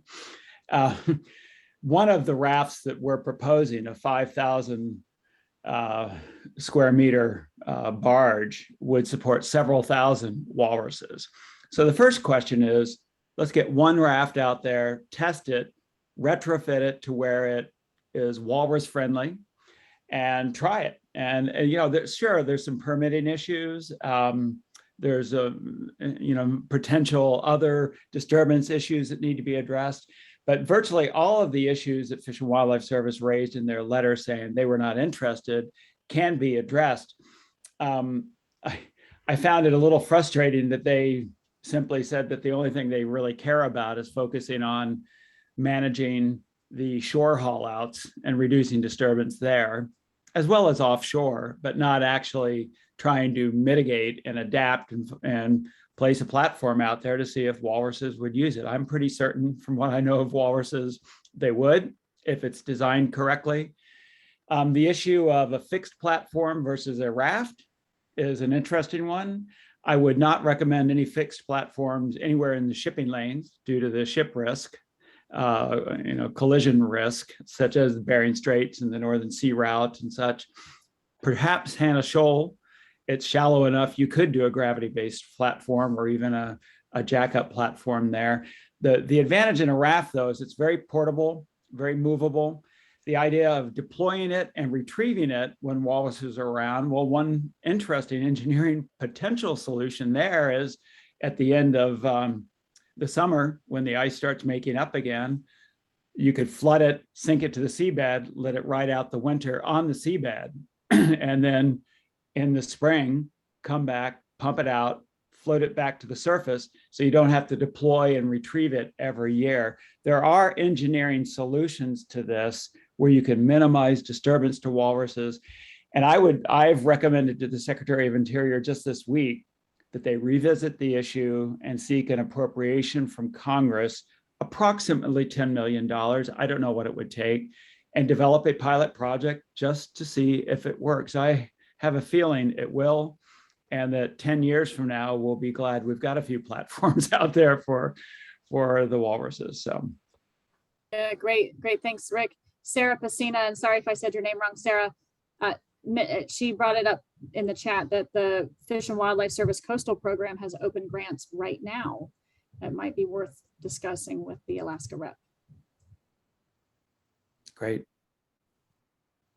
Okay, Terry, would you like to address Don's points? Sure. I think it's an interesting question as to whether these kinds of effects have been seen in Alaska.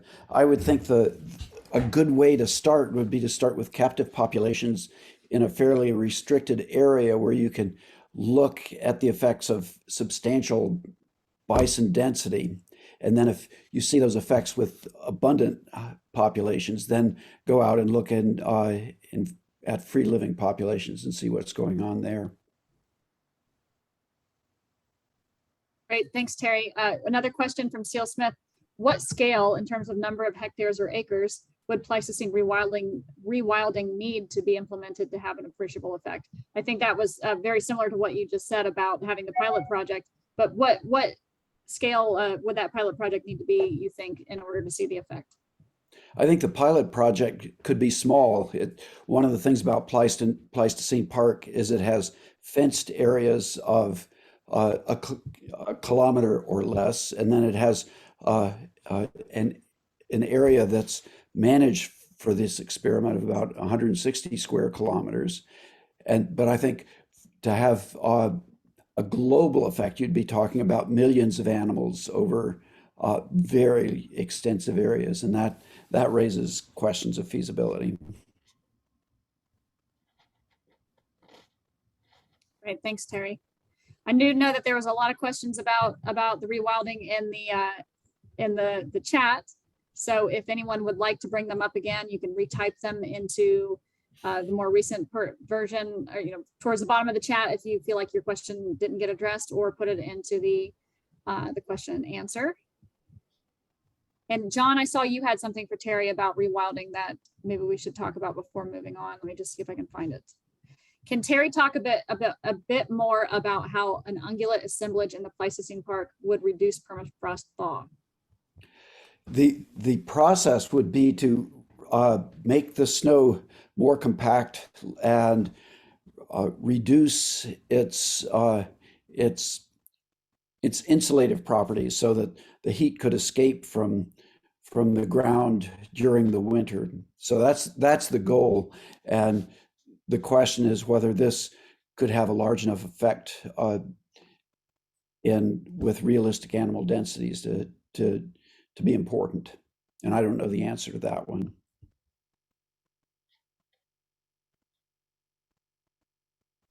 Thanks, Terry. Yeah, it seems like that would need to be experimented.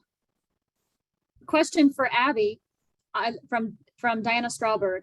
I like the focus on system thresholds as decision points to reevaluate management trajectories, but what about spatial in addition to temporal thresholds? For example, in managing landscapes, it could make sense to employ different RAS strategies in different areas, depending on local site conditions, or even larger scale ecological thresholds, such as grassland forest ecotones. Put another way, how do climate refugia, micro or macro, factor into an adaptive management framework? And Abby, if you'd like to see that question, it is in the Q&A. Sure. Yeah. Thanks for the question, Diana. And I will also maybe pitch it. I feel like Dawn might have some answers on this too, based on her work as well. But I think that consideration of spatial in addition to something like a temporal tipping point really brings to bear the point about kind of having kind of a portfolio of options across a landscape. So, or just using that bed hedging approach that John likes to highlight as well. So the example that comes to mind for me is actually one from Minnesota. And again, I'm a fish biologist, so it's an aquatic example, but the Minnesota land of lakes, they have decided to establish refuge for ciscos in certain lake systems, but they've essentially accepted that the change will happen in the other lake systems. And so they did a very large landscape level kind of assessment of where cisco were likely to persist in 50 years.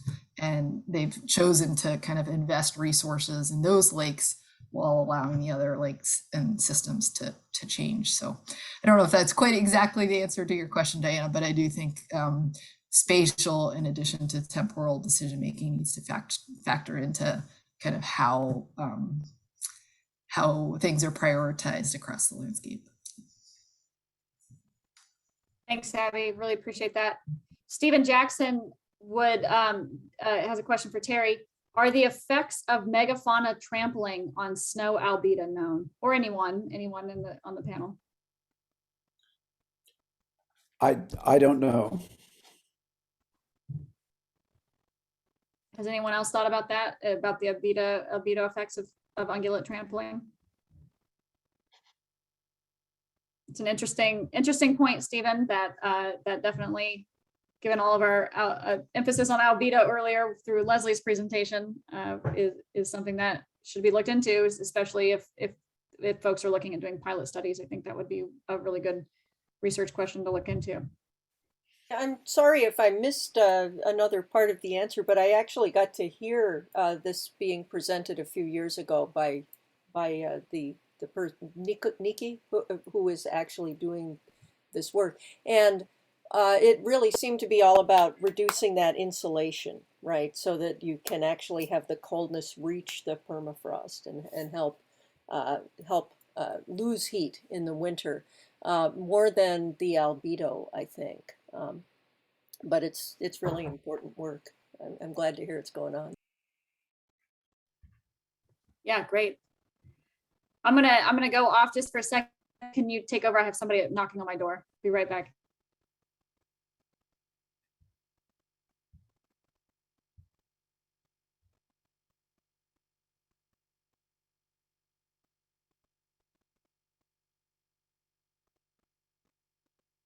All right, joining with my phone as we're working with some broadband issues. All right, Does anyone sorry, have Nikki, any- I'm back. Go ahead. Okay. I was going to say if anyone has any additional questions, you can go ahead and put them into the Q&A section now. Scrolling through to find what we missed in the chat. Yeah, we have a couple more minutes for question and answer if there are any, and if not, we can transition straight into the panel discussion. Chris raised his hand. Go ahead, Chris. So somebody had asked, and I didn't get to it in the chat, whether they foresaw the state of Alaska putting in data into the Conservation Atlas of USGS for the Beautiful initiative. And I just wanted to get back on that one. I think this is a great question in particular because it really emphasized the importance of setting up these things as win-win approaches. So the short answer really is that it depends. So if including the state data will take a lot of our work, we need to basically have people assigned to go and put the data into the right format and do all of that. And if those data aren't really going to be useful in such a way for us, then probably not, because we really need to have the data be useful for state fish and wildlife management. And so that's really sort of the tipping point for us. So I really encourage sort of thinking about how to make those things a win-win situation, because that's much more likely to result in being able to have nice collaboration there. And then the state also has some other constraints, such as not being able to make public specific locations of animals. And so we have some statutory constraints that we have to live with too. And then I encourage looking at state-led efforts such as the Western Association of Fish and Wildlife Agencies critical habitat assessment tool, and just making sure that those things are aligned so that we're not making duplicative efforts. Yeah, thanks, Chris. I appreciate you bringing that back up. If any of the panelists saw something that was in the chat from earlier on, please do feel free to bring that up. Stephen Jackson, it was just clarifying his point earlier about the effects of megafauna impacts on albedo. He said he's just wondering about trade-offs among processes, for example, insulative versus reflective, whether there seems to be a net gain or loss seems worthy of study, similar to potential trade-offs between carbon uptake and albedo in afforestation. And Derek Hildreth says, I would think the question is, does trampling decrease albedo? I think you're both kind of onto something there, that an area that seems to warrant a little bit more research. What would you say to that, Terry? I agree. Yeah, absolutely. All right, who has a grad student? We can put them on it. Okay, so why don't we wrap up the question and answer period now? We can still squeeze in a few questions as we move into the panel discussion. If there are any lingering issues. Well, actually, before we do that, are there any questions that were for Chris or Andy? Oh, sorry, it was Andy or Ted this morning that we didn't get to all the questions and answers from the very first two presenters this morning, Andy and Ted. Are there any questions that, go ahead and put it in the chat or in the Q&A. I'll just pause for a second if anyone would like to bring up one of those questions that was not answered earlier.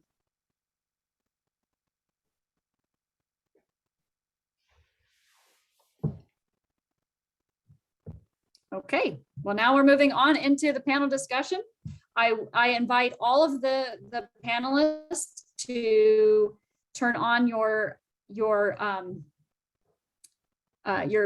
cameras. Sorry, I was reading the chat at the same time I'm trying to talk, multitasking, but go ahead and turn on your cameras if you're if you have the right equipment, the webcam, and also your bandwidth allows it, we would appreciate to see your faces. And this includes panelists from yesterday as well. We would like to invite everyone to join the panel discussion today. Even if you didn't present today, you presented yesterday, you're welcome to jump right in. Okay, just to get us started, again, this is a facilitated panel discussion where we are inviting the presenters to continue to share their expertise and their outside the box thinking. The questions that we want to address today, or the sideboards that we want to put on today's panel discussion is, are there criteria that dictate when or where we should resist? Does it make sense to resist some trajectories, but not others, or resist in some places, but not others? And how do we define the thresholds or limits for when we stop resisting? I'm going to put those into the chat. So the way that we did this yesterday that I think worked out really well is go ahead and panelists, raise your hand when you want to speak, and I'll keep an eye out for who's raising their hand in which order, as well as participants, throw your questions into the question and answer. Is easier than doing it in the chat. If it's in the chat, I'll try to get it, but if you can do it in the Q&A, it would be better. John, go ahead. Yeah, I'm going to jump on that question about, this whole issue of resisting, when to stop. It's obviously site dependent, right? It's going to be context specific in the sense of how, whether you're defending.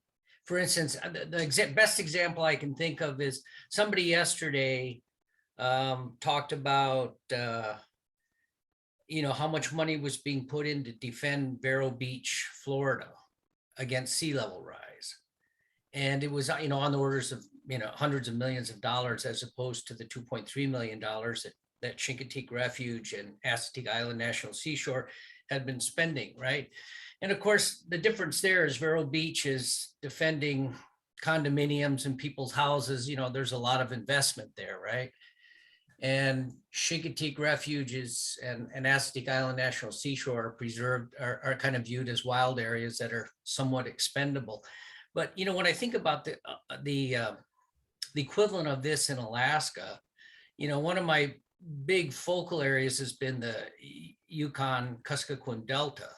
And some of the modeling by Tor Jorgensen there suggests that 40% of this 18 million acre delta is going to be either underwater, salinized, or exposed to extreme flooding events by the end of this century. So we're talking about 7 or 8 million acres of, what may be the largest delta in North America. And obviously we're very focused on Alaskan communities that are at risk, and that is as you should be. I'm not dismissing that at all. I mean, these are where people live, and it's appropriate. But I think it's incredible that we haven't really started to have conversations about how to hold on to that delta.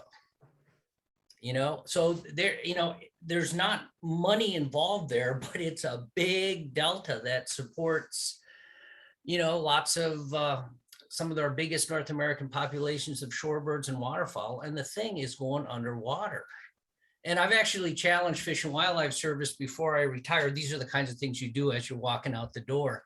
That all we're doing right now within the agency is counting the ducks, right?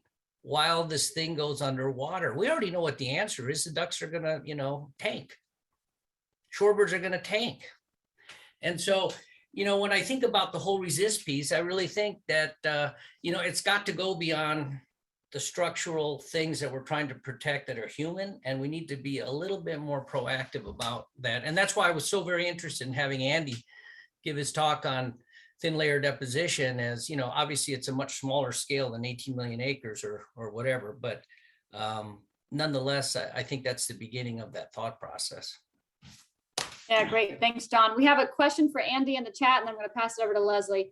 For Andy from Linda Shaw, Was sand not expected, or was it not known that would be a problem for the rails? We had sampled the material that was going to be dredged and placed on the refuge. And one of the lessons learned was take more samples of the material that you're going to deposit on the marsh, because we had anticipated more mud based on the limited sampling that we had done. But when it actually turned out, when they turned on the dredge and started moving material onto the refuge, that it was sandier than we had anticipated. So for us, it was, because this was a pilot project, it's one of our lessons learned is make sure you have a really solid understanding of what that material is before it comes over to the refuge. And I think even if we knew that there was more sand than mud or silty material, it would have tempered our expectations on the recovery time, because the recovery time, we had done a very small scale study looking at how cordgrass came up through salt marsh sediments, but the application of more sand is taking us a longer period of time. So those are things that we would have planned for if we knew we had more sand than silt. And then, John, that question about how long do you resist, or what do you resist for? For us, it's we're not going to have the least turn or the light-footed ridgeways rail go extinct. There are opportunities in salt marshes in Southern California for either landward retreat, as difficult as that might be in some locations, or for raising the marsh plain elevation like we did at Seal Beach and we've done in other locations on the San Diego Bay Refuge. So for us, we're not going to wait around for things to go extinct when we have options to address the extirpation of certain species from the refuge, which was sort of the driver for us. Right. And Andy, as a follow-up to that, how much time, like I know it's years, how many years lapsed between when this idea first started, back in the very, very early planning process, even when it was just an idea, all the way up to when it was actually implemented? I know it had to have been several years, right? Right. So probably, say the CCP was 2011 and we started the project in 2015. So that wasn't actually that long, but there must have been work leading up to the CCP that probably started before then, right? Not so much on thin layer, but I would say the relationships that the refuge manager and the staff had developed that allowed this project to move forward quickly was predating the CCP. So it moved quickly because they had great relationships with the agencies that said, you know what, this is a great idea, we should do this. And that allowed us to move through the planning and permitting process quickly.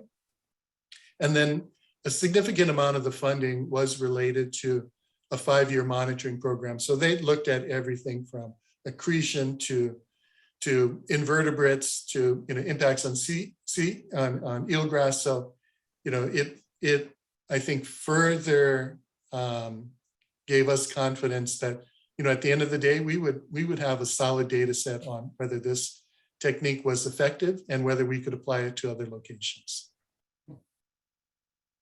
Yeah, great, Andy. Thanks. What I hear you saying there is, first off, not on my watch, but number two, you're very clear on your values there at the refuge, that there are certain species that are worth going the extra distance, and that's something that in Alaska is it's hard to do because there's so many species, and it's been hard for folks to not want to conserve everything for everyone everywhere, but when you're facing it, kind of down the barrel, it seems that you all were able to get very clear on your values. So that's great. I'm going to pass it over to Leslie. Then I'm going to go to a chat comment and then come back to Chris and Will. Okay. Yeah, I simply wanted to throw in there that giving up isn't an option, which sounds like we're going to resist as long as we have breath, right? And I saw in the chat things about children crying, going to sleep, thinking about climate change, and adults not doing anything. And I'm doing this for my kids too, right? And it is your discussion yesterday of how painful it can be emotionally to work on this stuff. I call it staring into the fiery pits of hell. But what are you going to do that's going to get you up in the morning except resist? And so I think I'm not sure there's a time when you would stop, but I do think that you've got to be smart about it. And so, trying to figure out the most leveraged things we can do to make the most impact possible as soon as we can, because we don't have much time left, is incredibly important. Making sure we don't damage something, more than we help it is obviously incredibly important. So I just think that we should all empower each other and ourselves to just keep going with, and the joy of the collaborations. A meeting like this helps keep me going, I'll tell you that, to know how many good solutions, great solutions are out there. So for what it's worth, thanks a lot. I have found myself telling students every degree matters and every degree is worth fighting for. And I think that's just true. Thanks a lot. Thanks, Leslie, for the message of hope. Chris, Will, are you going to follow up on what John and Andy were talking about, or is it changing the subject? Okay, go ahead, Chris. So I was just going to follow up on John's push, because I think about the YK Delta, because I think it does illustrate some of the issues that you're trying to raise and talk about in terms of when and where we should resist. And of course, a lot of it comes down to sort of technical feasibility and costs. And, the YK Delta is not a small place, of course, and everything. And then I think on the other side is it that, there's a lot of the Delta will go underwater, but does that mean some of those habitat attributes will move up the Delta as well? And so is it a total loss or is it change? And I think understanding the magnitude of the change and what it means for the wildlife populations is sort of first step to even be able to assess whether the cost and feasibility are going to be of the magnitude where you can actually make some of those changes. So just, again, it's somewhat of a plug for additional research to really understand the system, which was one of the messages yesterday, so that we could really assess these factors. Thanks, Chris. Will? Yeah, and I just wanted to comment on that, the whole overall question about how long to resist and when to decide to resist, or that kind of thing. In my mind, that this is probably too simplistic, but it sure seems like it falls back on your basic sort of cost benefit analysis sort of an affair. And Leslie alluded to that earlier when she talks about the benefit of trillions of dollars of aversion of damages from climate change from a little bit of money spent or something to that effect. But obviously the difficulty would be calculating those costs and benefits. The costs seem like they would be more straightforward to calculate in a lot of cases in terms of just money being spent, although there are some examples where there would be some unforeseen costs that would be very hard to enumerate, like the potential cost of a global spraying of aerosols into the atmosphere to affect something like that. And then in terms of the benefits, things get really gnarly pretty quickly in terms of trying to enumerate or to evaluate ecosystem benefits and all the things that you're trying to put value on, to be able to compare against the cost in some sort of a numerical way. Anyway, I just wanted to throw nobody had actually mentioned cost benefit analysis, but in the real world on a day-to-day basis, many of us are kind of forced into those sorts of calculations. Yeah, that's a great point, Will. Outside of the natural resource management, that's something we deal with on a daily basis. I'm just going to read this from Catherine Buchanan in the chat because it follows up with what Will just said.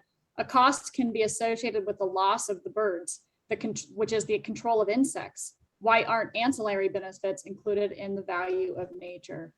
And Catherine, I think that's a really good point. That I think people do try to get to that, but it's in our simple terms of modeling. Sometimes it gets really complicated very, very quickly. But nevertheless, it's a very valid point that both you and Will brought up. I'm going to go to the chat. And here was a question from earlier this morning that Doug Lipinzel reminded me of. Is a comment in the question and answer session that we had first thing this morning. And Doug says to Ted, thank you for the excellent presentation and the clarity and terminology in, for instance, thawing versus melting and common sense. And the question is, you presented and discussed a device that measures CO2 in and out of terrestrial landform. Question one, is methane being monitored in a similar manner? And if you said that, we missed it. And then question two, are there similar devices that are measuring similar exchange in water or watershed discharges?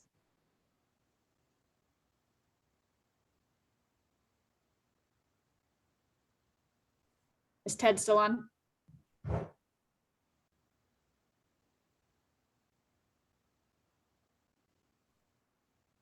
I don't see Ted. So Ted must have had to drop off. I'm so sorry. I would have probably not answered that if I would have known that. But just if anyone else on the panel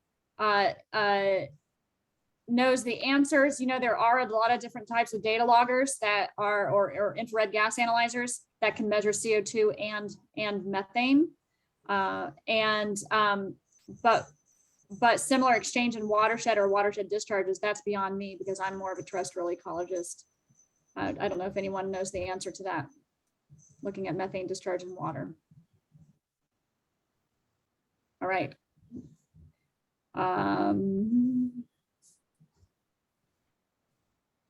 Okay, here's a question from Stephen Jackson to Andy. At some point, under BAU, resistance may become futile at Seal Beach National Wildlife Refuge, at least in terms of maintaining most of the marsh as marsh.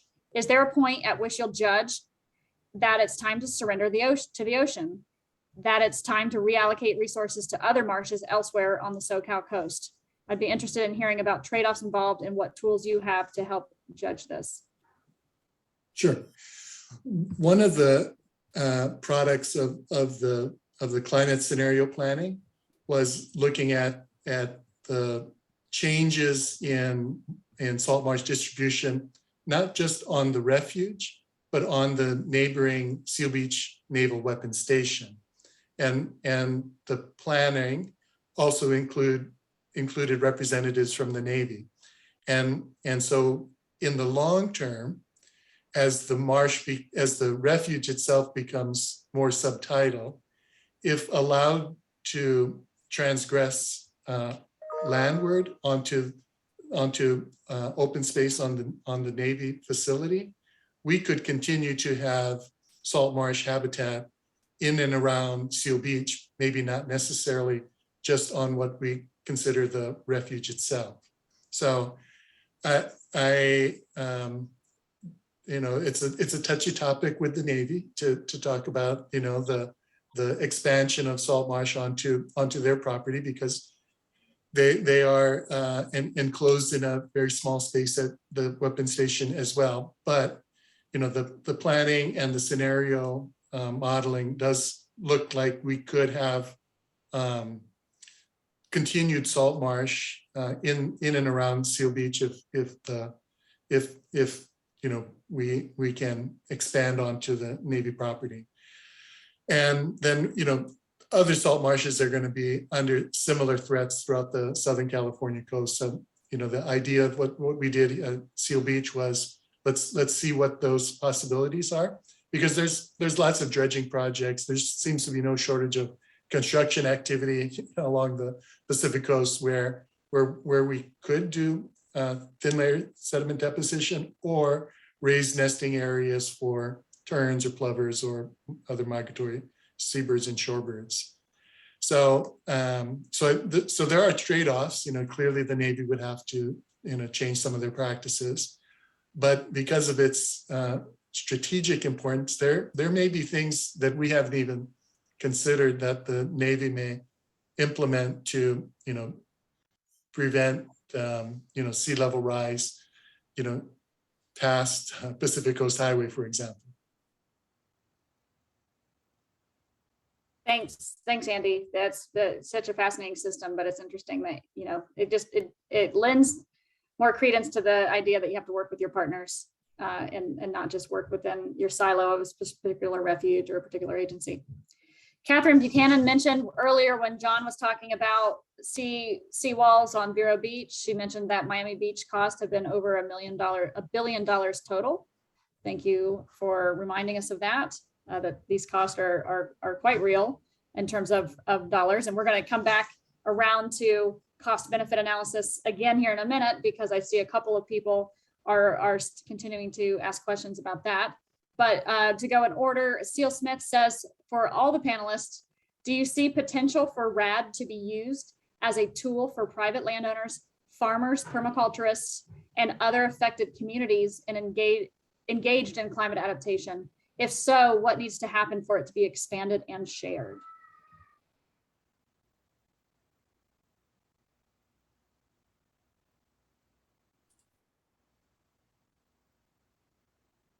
Dawn, I see you. Oh, Dawn's gonna raise her hand. Go, Dawn. Right, reluctantly at the last minute, because I am not an agricultural person, but I think it kind of, one of the challenges with implementing RAD, and this is a challenge for implementing adaptation in general, right? So we're like 15 years into adaptation after the 2007 IPCC reports that shifted from mitigation to adaptation.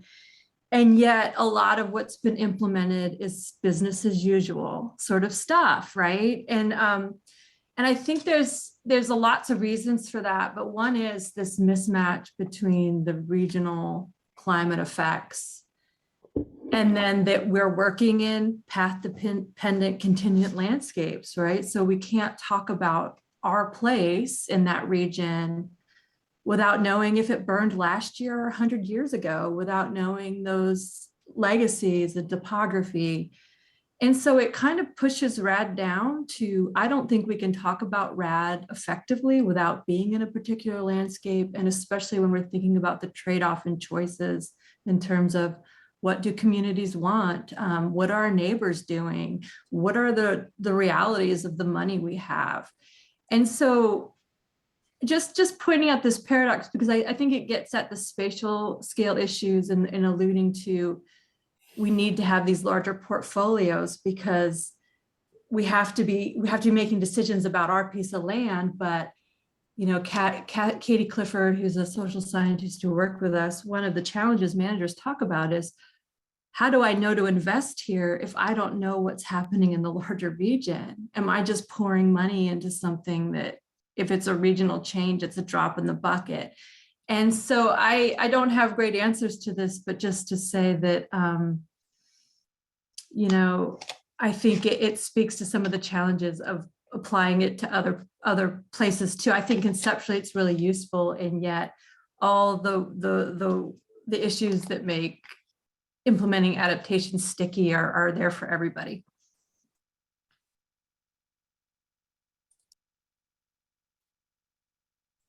Thanks, Dawn. That's a very thoughtful answer. I appreciate you sharing. John? Yeah, I was just gonna, in response to that comment about RAD, or the question about RAD, we've said this kind of from the onset yesterday. I don't know that we reiterated it today, but this workshop, and I think the way I think about things, is not about RAD. RAD is just the way we're organizing our presentations. And it's a very useful tool. Obviously, there's many of us that have invested a lot of time helping to develop RAD. But at the end of the day, this is simply about, let's start doing something, right? And it's about getting out there and doing pilot studies. It's about getting out there and doing experiments. It's about getting out there and trying something other than passive monitoring and accepting.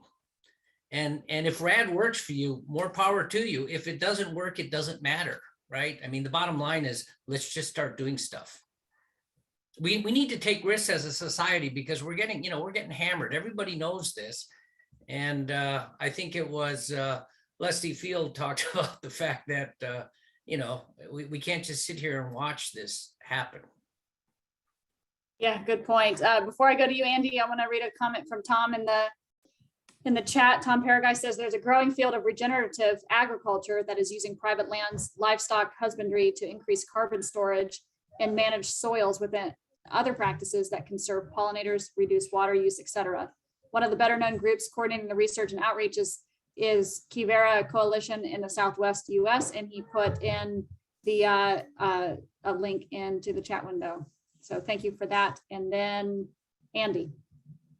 Right, and I want to echo what John said about let's try things. So we're not just doing sediment augmentation. You know, we're looking at managed retreat. Are there places where, you know, we would step back and rebuild behind if we did a managed retreat?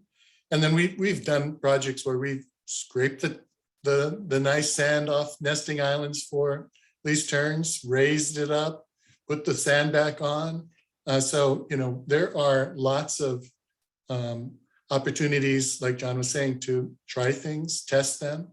I think the value of our sediment augmentation project is that we had 5 years of monitoring, so we can hold that up and say to other entities looking at thin layer sediment augmentation, here's the lessons we learned, here's what you should and should not do, but here's the background, and you can take it to the next step.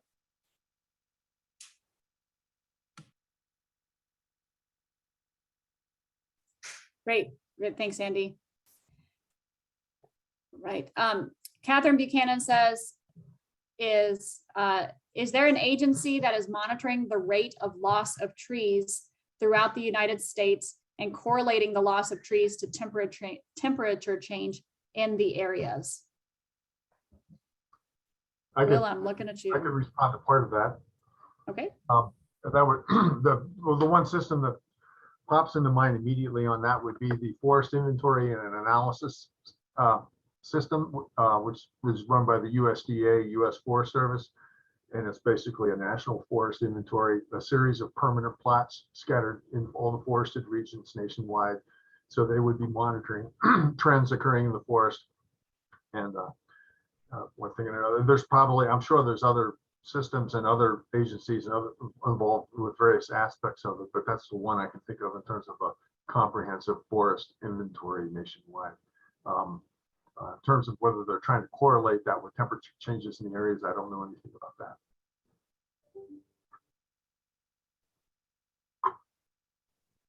Great, thanks, Will. I do know that certain academics are, you can Google that, Google Scholar that question.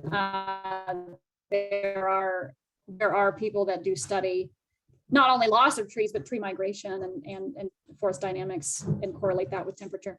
So good question there. Next question. We're going back to the cost benefit analysis here. So we've got a couple of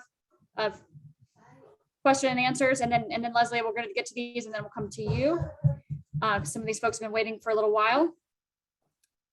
Diane Francis says, what would you do if you were not beholden to cost benefit analysis? So other people are asking about cost benefit analysis, and Diane's flipping that on its head and saying, what would you do if you weren't beholden to cost benefit? As a scientist, a parent, or a community member, our money system is socially constructed and is generally blamed for how we have gotten to this point. Many suggest it needs to change if we are to stave off the worst effects of climate change. So if you take that as a given, what would you do or recommend? Thank you. Well, for starters, I would start by saying that the cost benefit analysis idea is not limited to money. We express it in terms of money because that's our common denominator for trying to express value in different ways. But it's so difficult to extend that money model, as she recognizes in the question. You know, it breaks down when you try to, you know, establish monetary value for so many of the things that would normally come into a cost benefit sort of evaluation. But my argument would be that you're always weighing costs and benefits, even if you never think in terms of dollars and cents. Yeah, that's a very good point. But also, I think to get certain policymakers' attention or decision makers' attention, putting it in terms of dollars does help sometimes because people do, as Diane pointed out, think in terms of dollars and cents a lot of times. Peter Earhart says, are there any panel members familiar with work on economists on RAD issues? Work by economists on RAD issues.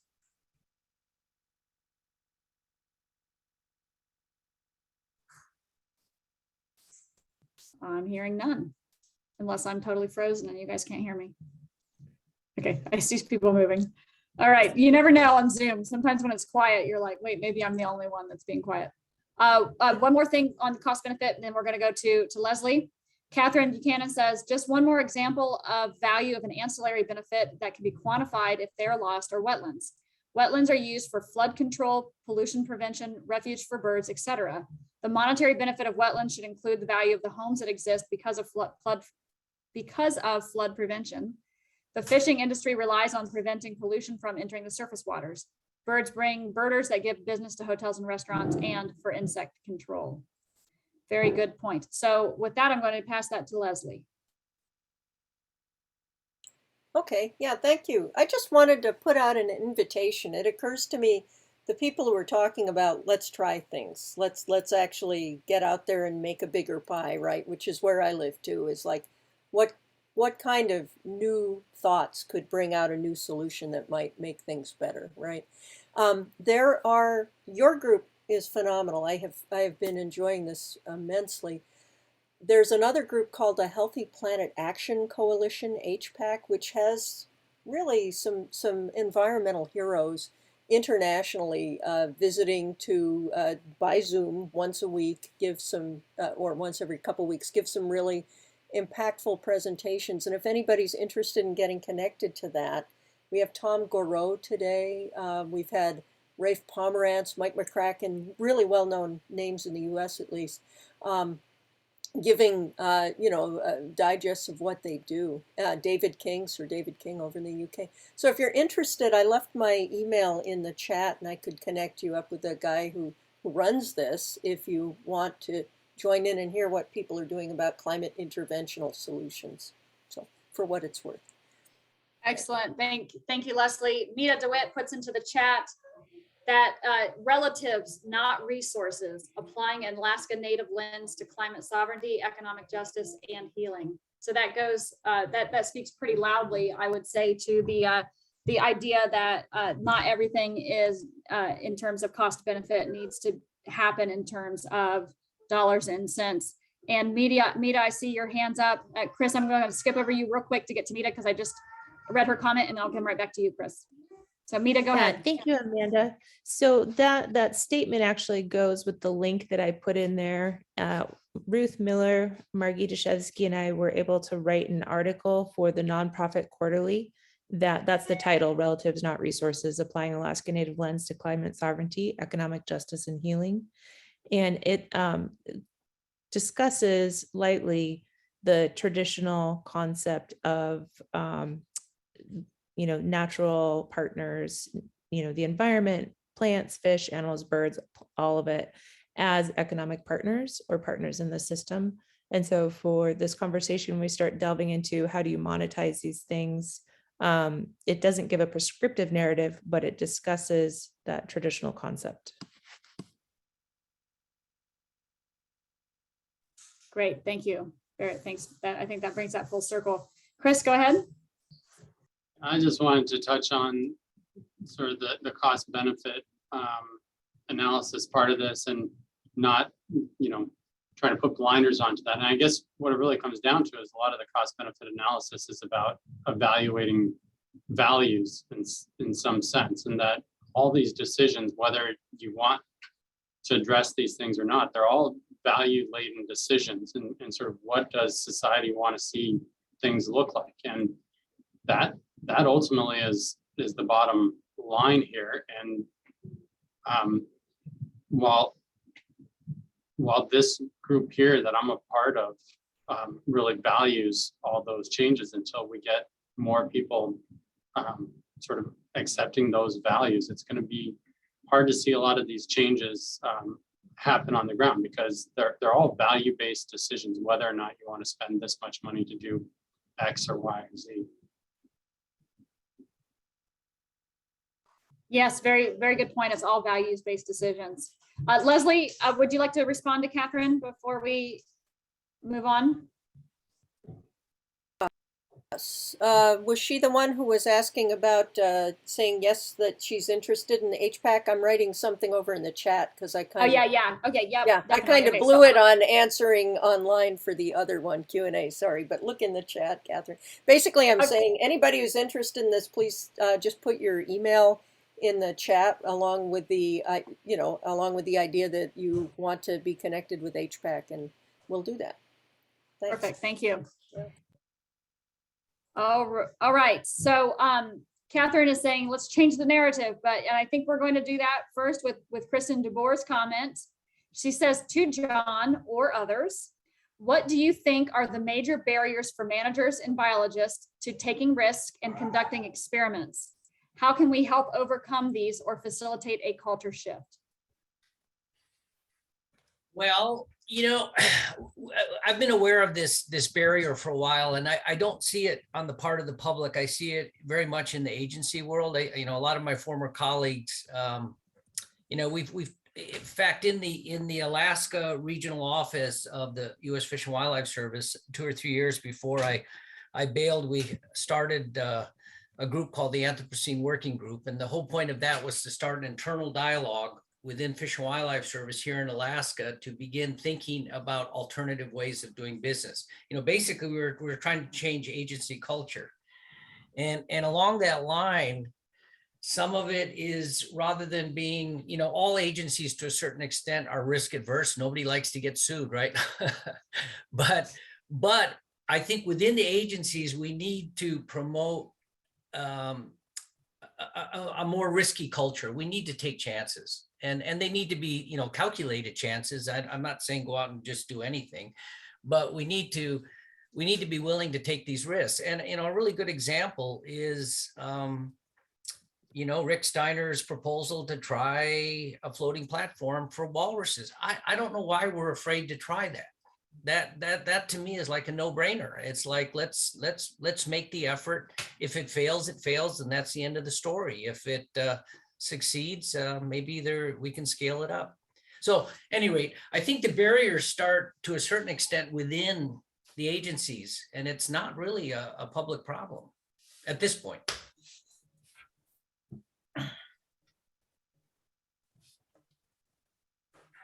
Great, thanks, John. Dawn? Yeah, I just wanted to follow up on Kristen's question and John's answer. In Australia, there's a group that are starting to talk about the whys of why we don't act, because they had a paleo forest that they had put into a UN conservation network, and it had never burned in 20,000 years. And then during the big droughts a few years ago, the whole thing burned to the ground. And so they got just hit in the face of the management regime or system that they had envisioned for this piece of land just fell apart. And so now they're starting to talk about it in terms of we have ecological transformation, but us as people, we have social systems we have these social systems of values, rules, and knowledge that often also need to transform for us to respond.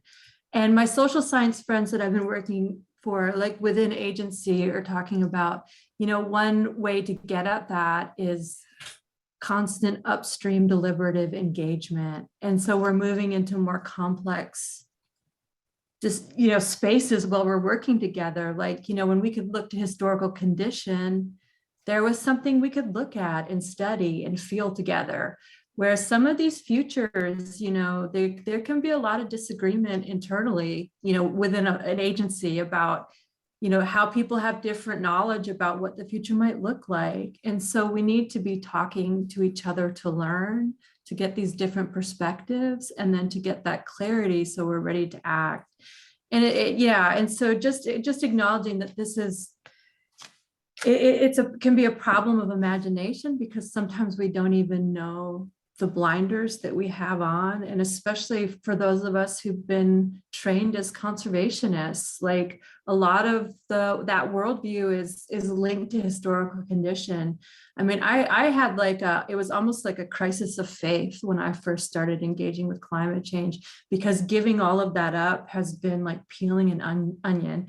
You know, when Terry first started talking to me about transformation, I would say, yeah. And then I'd go right back to talking about historical condition. And I might call that transformation, but I wasn't even able to wrap my head around it. And so that's, yeah, just to say that this is going to take work, and it's going to take a lot of communication and learning, and the humility to listen to one another, and to be wrong, and to, again, to build cultures of risk where we can try things and admit those failures. So. Yeah, very well said, Don. It's almost, we have 10 minutes left, but I kind of want to be like, and we're done, right? Wrap it up with that comment, because that just summarizes so much of the situation that we're facing.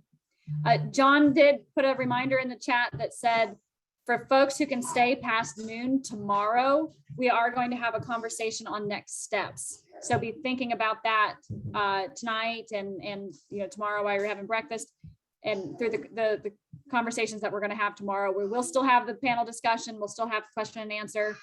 But instead of wrapping up at noon, we're going to continue. So I think we have time for at least one more question. Diane Francis says to Chris, she's clarifying that was the purpose of my question. So she's responding to what you said, Chris. That's the purpose of her question. I think that if scientists spoke more about values, the values you have as a result of your research choices, as a result of your work in your field, what work you would do if you were not constrained. I think the public needs to hear from you all, since you are the closest to what is happening, what is possible, what is necessary. That is a real balance point to what is readily monetized. We need counter voices, and the voices of scientists are very important. And I'll let you respond to that, Chris. And I will just say, Diane, that has been something that has been a big issue for me, because when we see that scientists refuse to have a seat at the table because they want to be objective and silent on some of the issues, what we see is a complete void of even having scientific information enter the decision-making process. If you have the scientific experts excusing themselves from the decision-making process, then decisions are not made informed by science. So I think I want to ring a little bell, like ding, ding, ding, like you hit that one. And Chris, I want to pass it back over to you to respond. Well, I guess not totally surprisingly, I see it a little bit different. Conservationists, have values, and scientists, we're all biased. We all have our, perspectives from where we're coming from. But science is not values, of course, right? Science is science. And I think it's really important to keep those aspects clearly separate. I'm not saying that scientists shouldn't be advocates. I'm saying that it's very important to try and make it clear when you're talking about scientific information versus advocating on values. And then there are additional constraints. I'm here today representing an agency. And so I need to be mindful. These are my agent. What are the values that have been expressed by the political appointees, by the representative government that the people of Alaska voted on? They're not necessarily my values. They may be, they're not necessarily. And so when I'm coming to a forum like this, it is important for me so that I don't create conflict, and so that the people that I work with still trust the scientific information that I bring forward to them, to be clear when I'm speaking about the scientific information, and then when I'm sharing information on my own values, versus when I'm sharing information of values that have been expressed by the agency. And so I think those are different places. And what I've seen is that when agency scientists express very different values from the political leadership of the representative government, it creates conflict within those agencies and can create a lot of distrust in the scientific information that's brought forward too. So again, I'm just saying there needs to be very careful consideration of how information is brought forward, scientific information brought forward. Sorry, that was a little bit long. Thank you. Thanks, Chris. Don?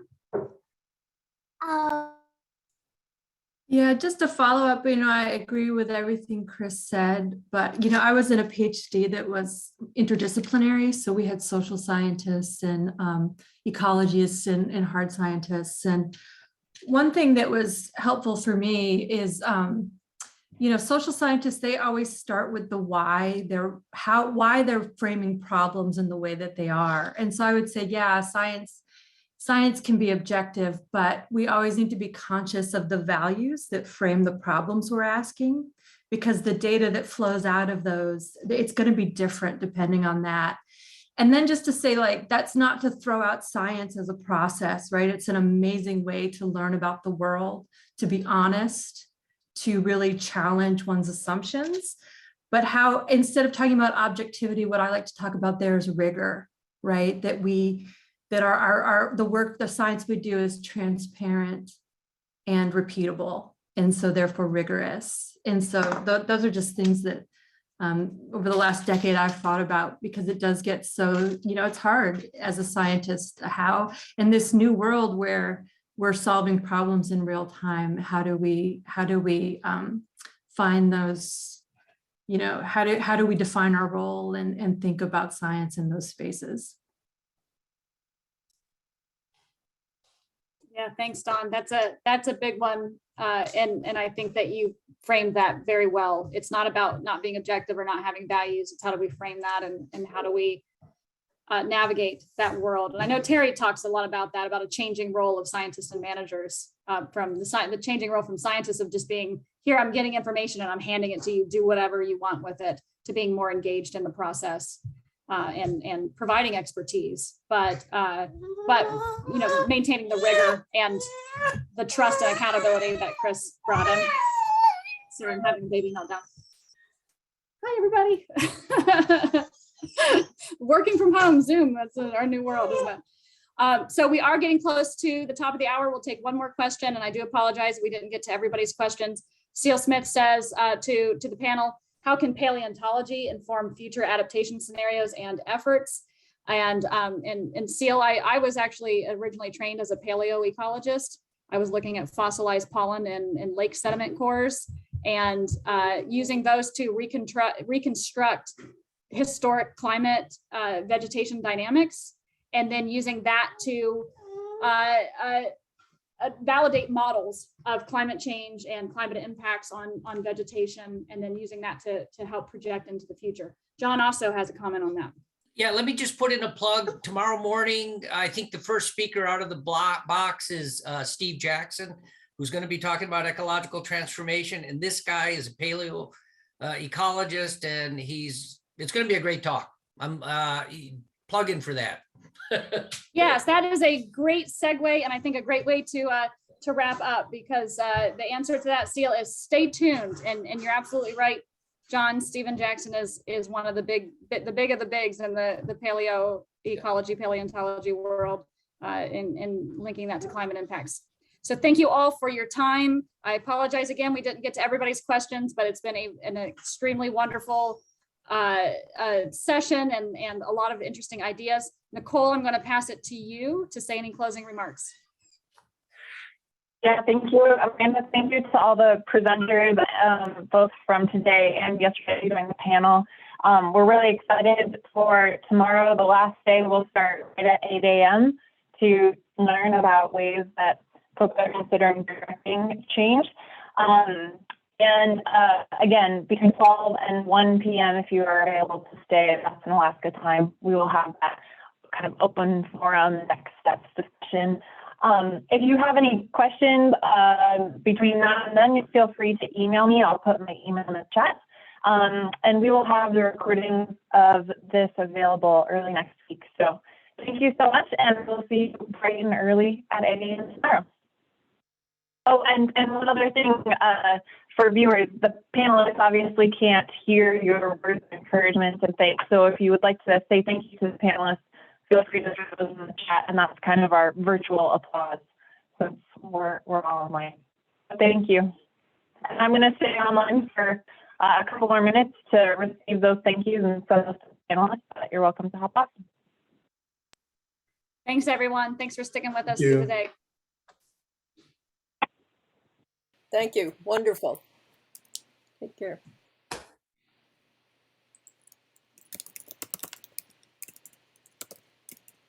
Are we good for tomorrow? I think so, Jim. Let's connect later this afternoon if you have any other thoughts or comments. Yeah, it's very similar to yesterday. I don't have any at this point. I mean, I think we're kind of on track. Same comment as far as tomorrow goes, that we need to reiterate, assume that everybody tomorrow has not been on today or yesterday, because direct is going to draw some people in. Yeah. Yeah. And Exactly. Okay. other than that, I think we're good to go. It should be fun. Yeah, I hope I have some better bandwidth tomorrow. I told GCI. Yes, find a good place to go. You might have to go to a coffee shop, but yeah, no, I'm really pleased by the amount of engagement we're getting. It's good conversation.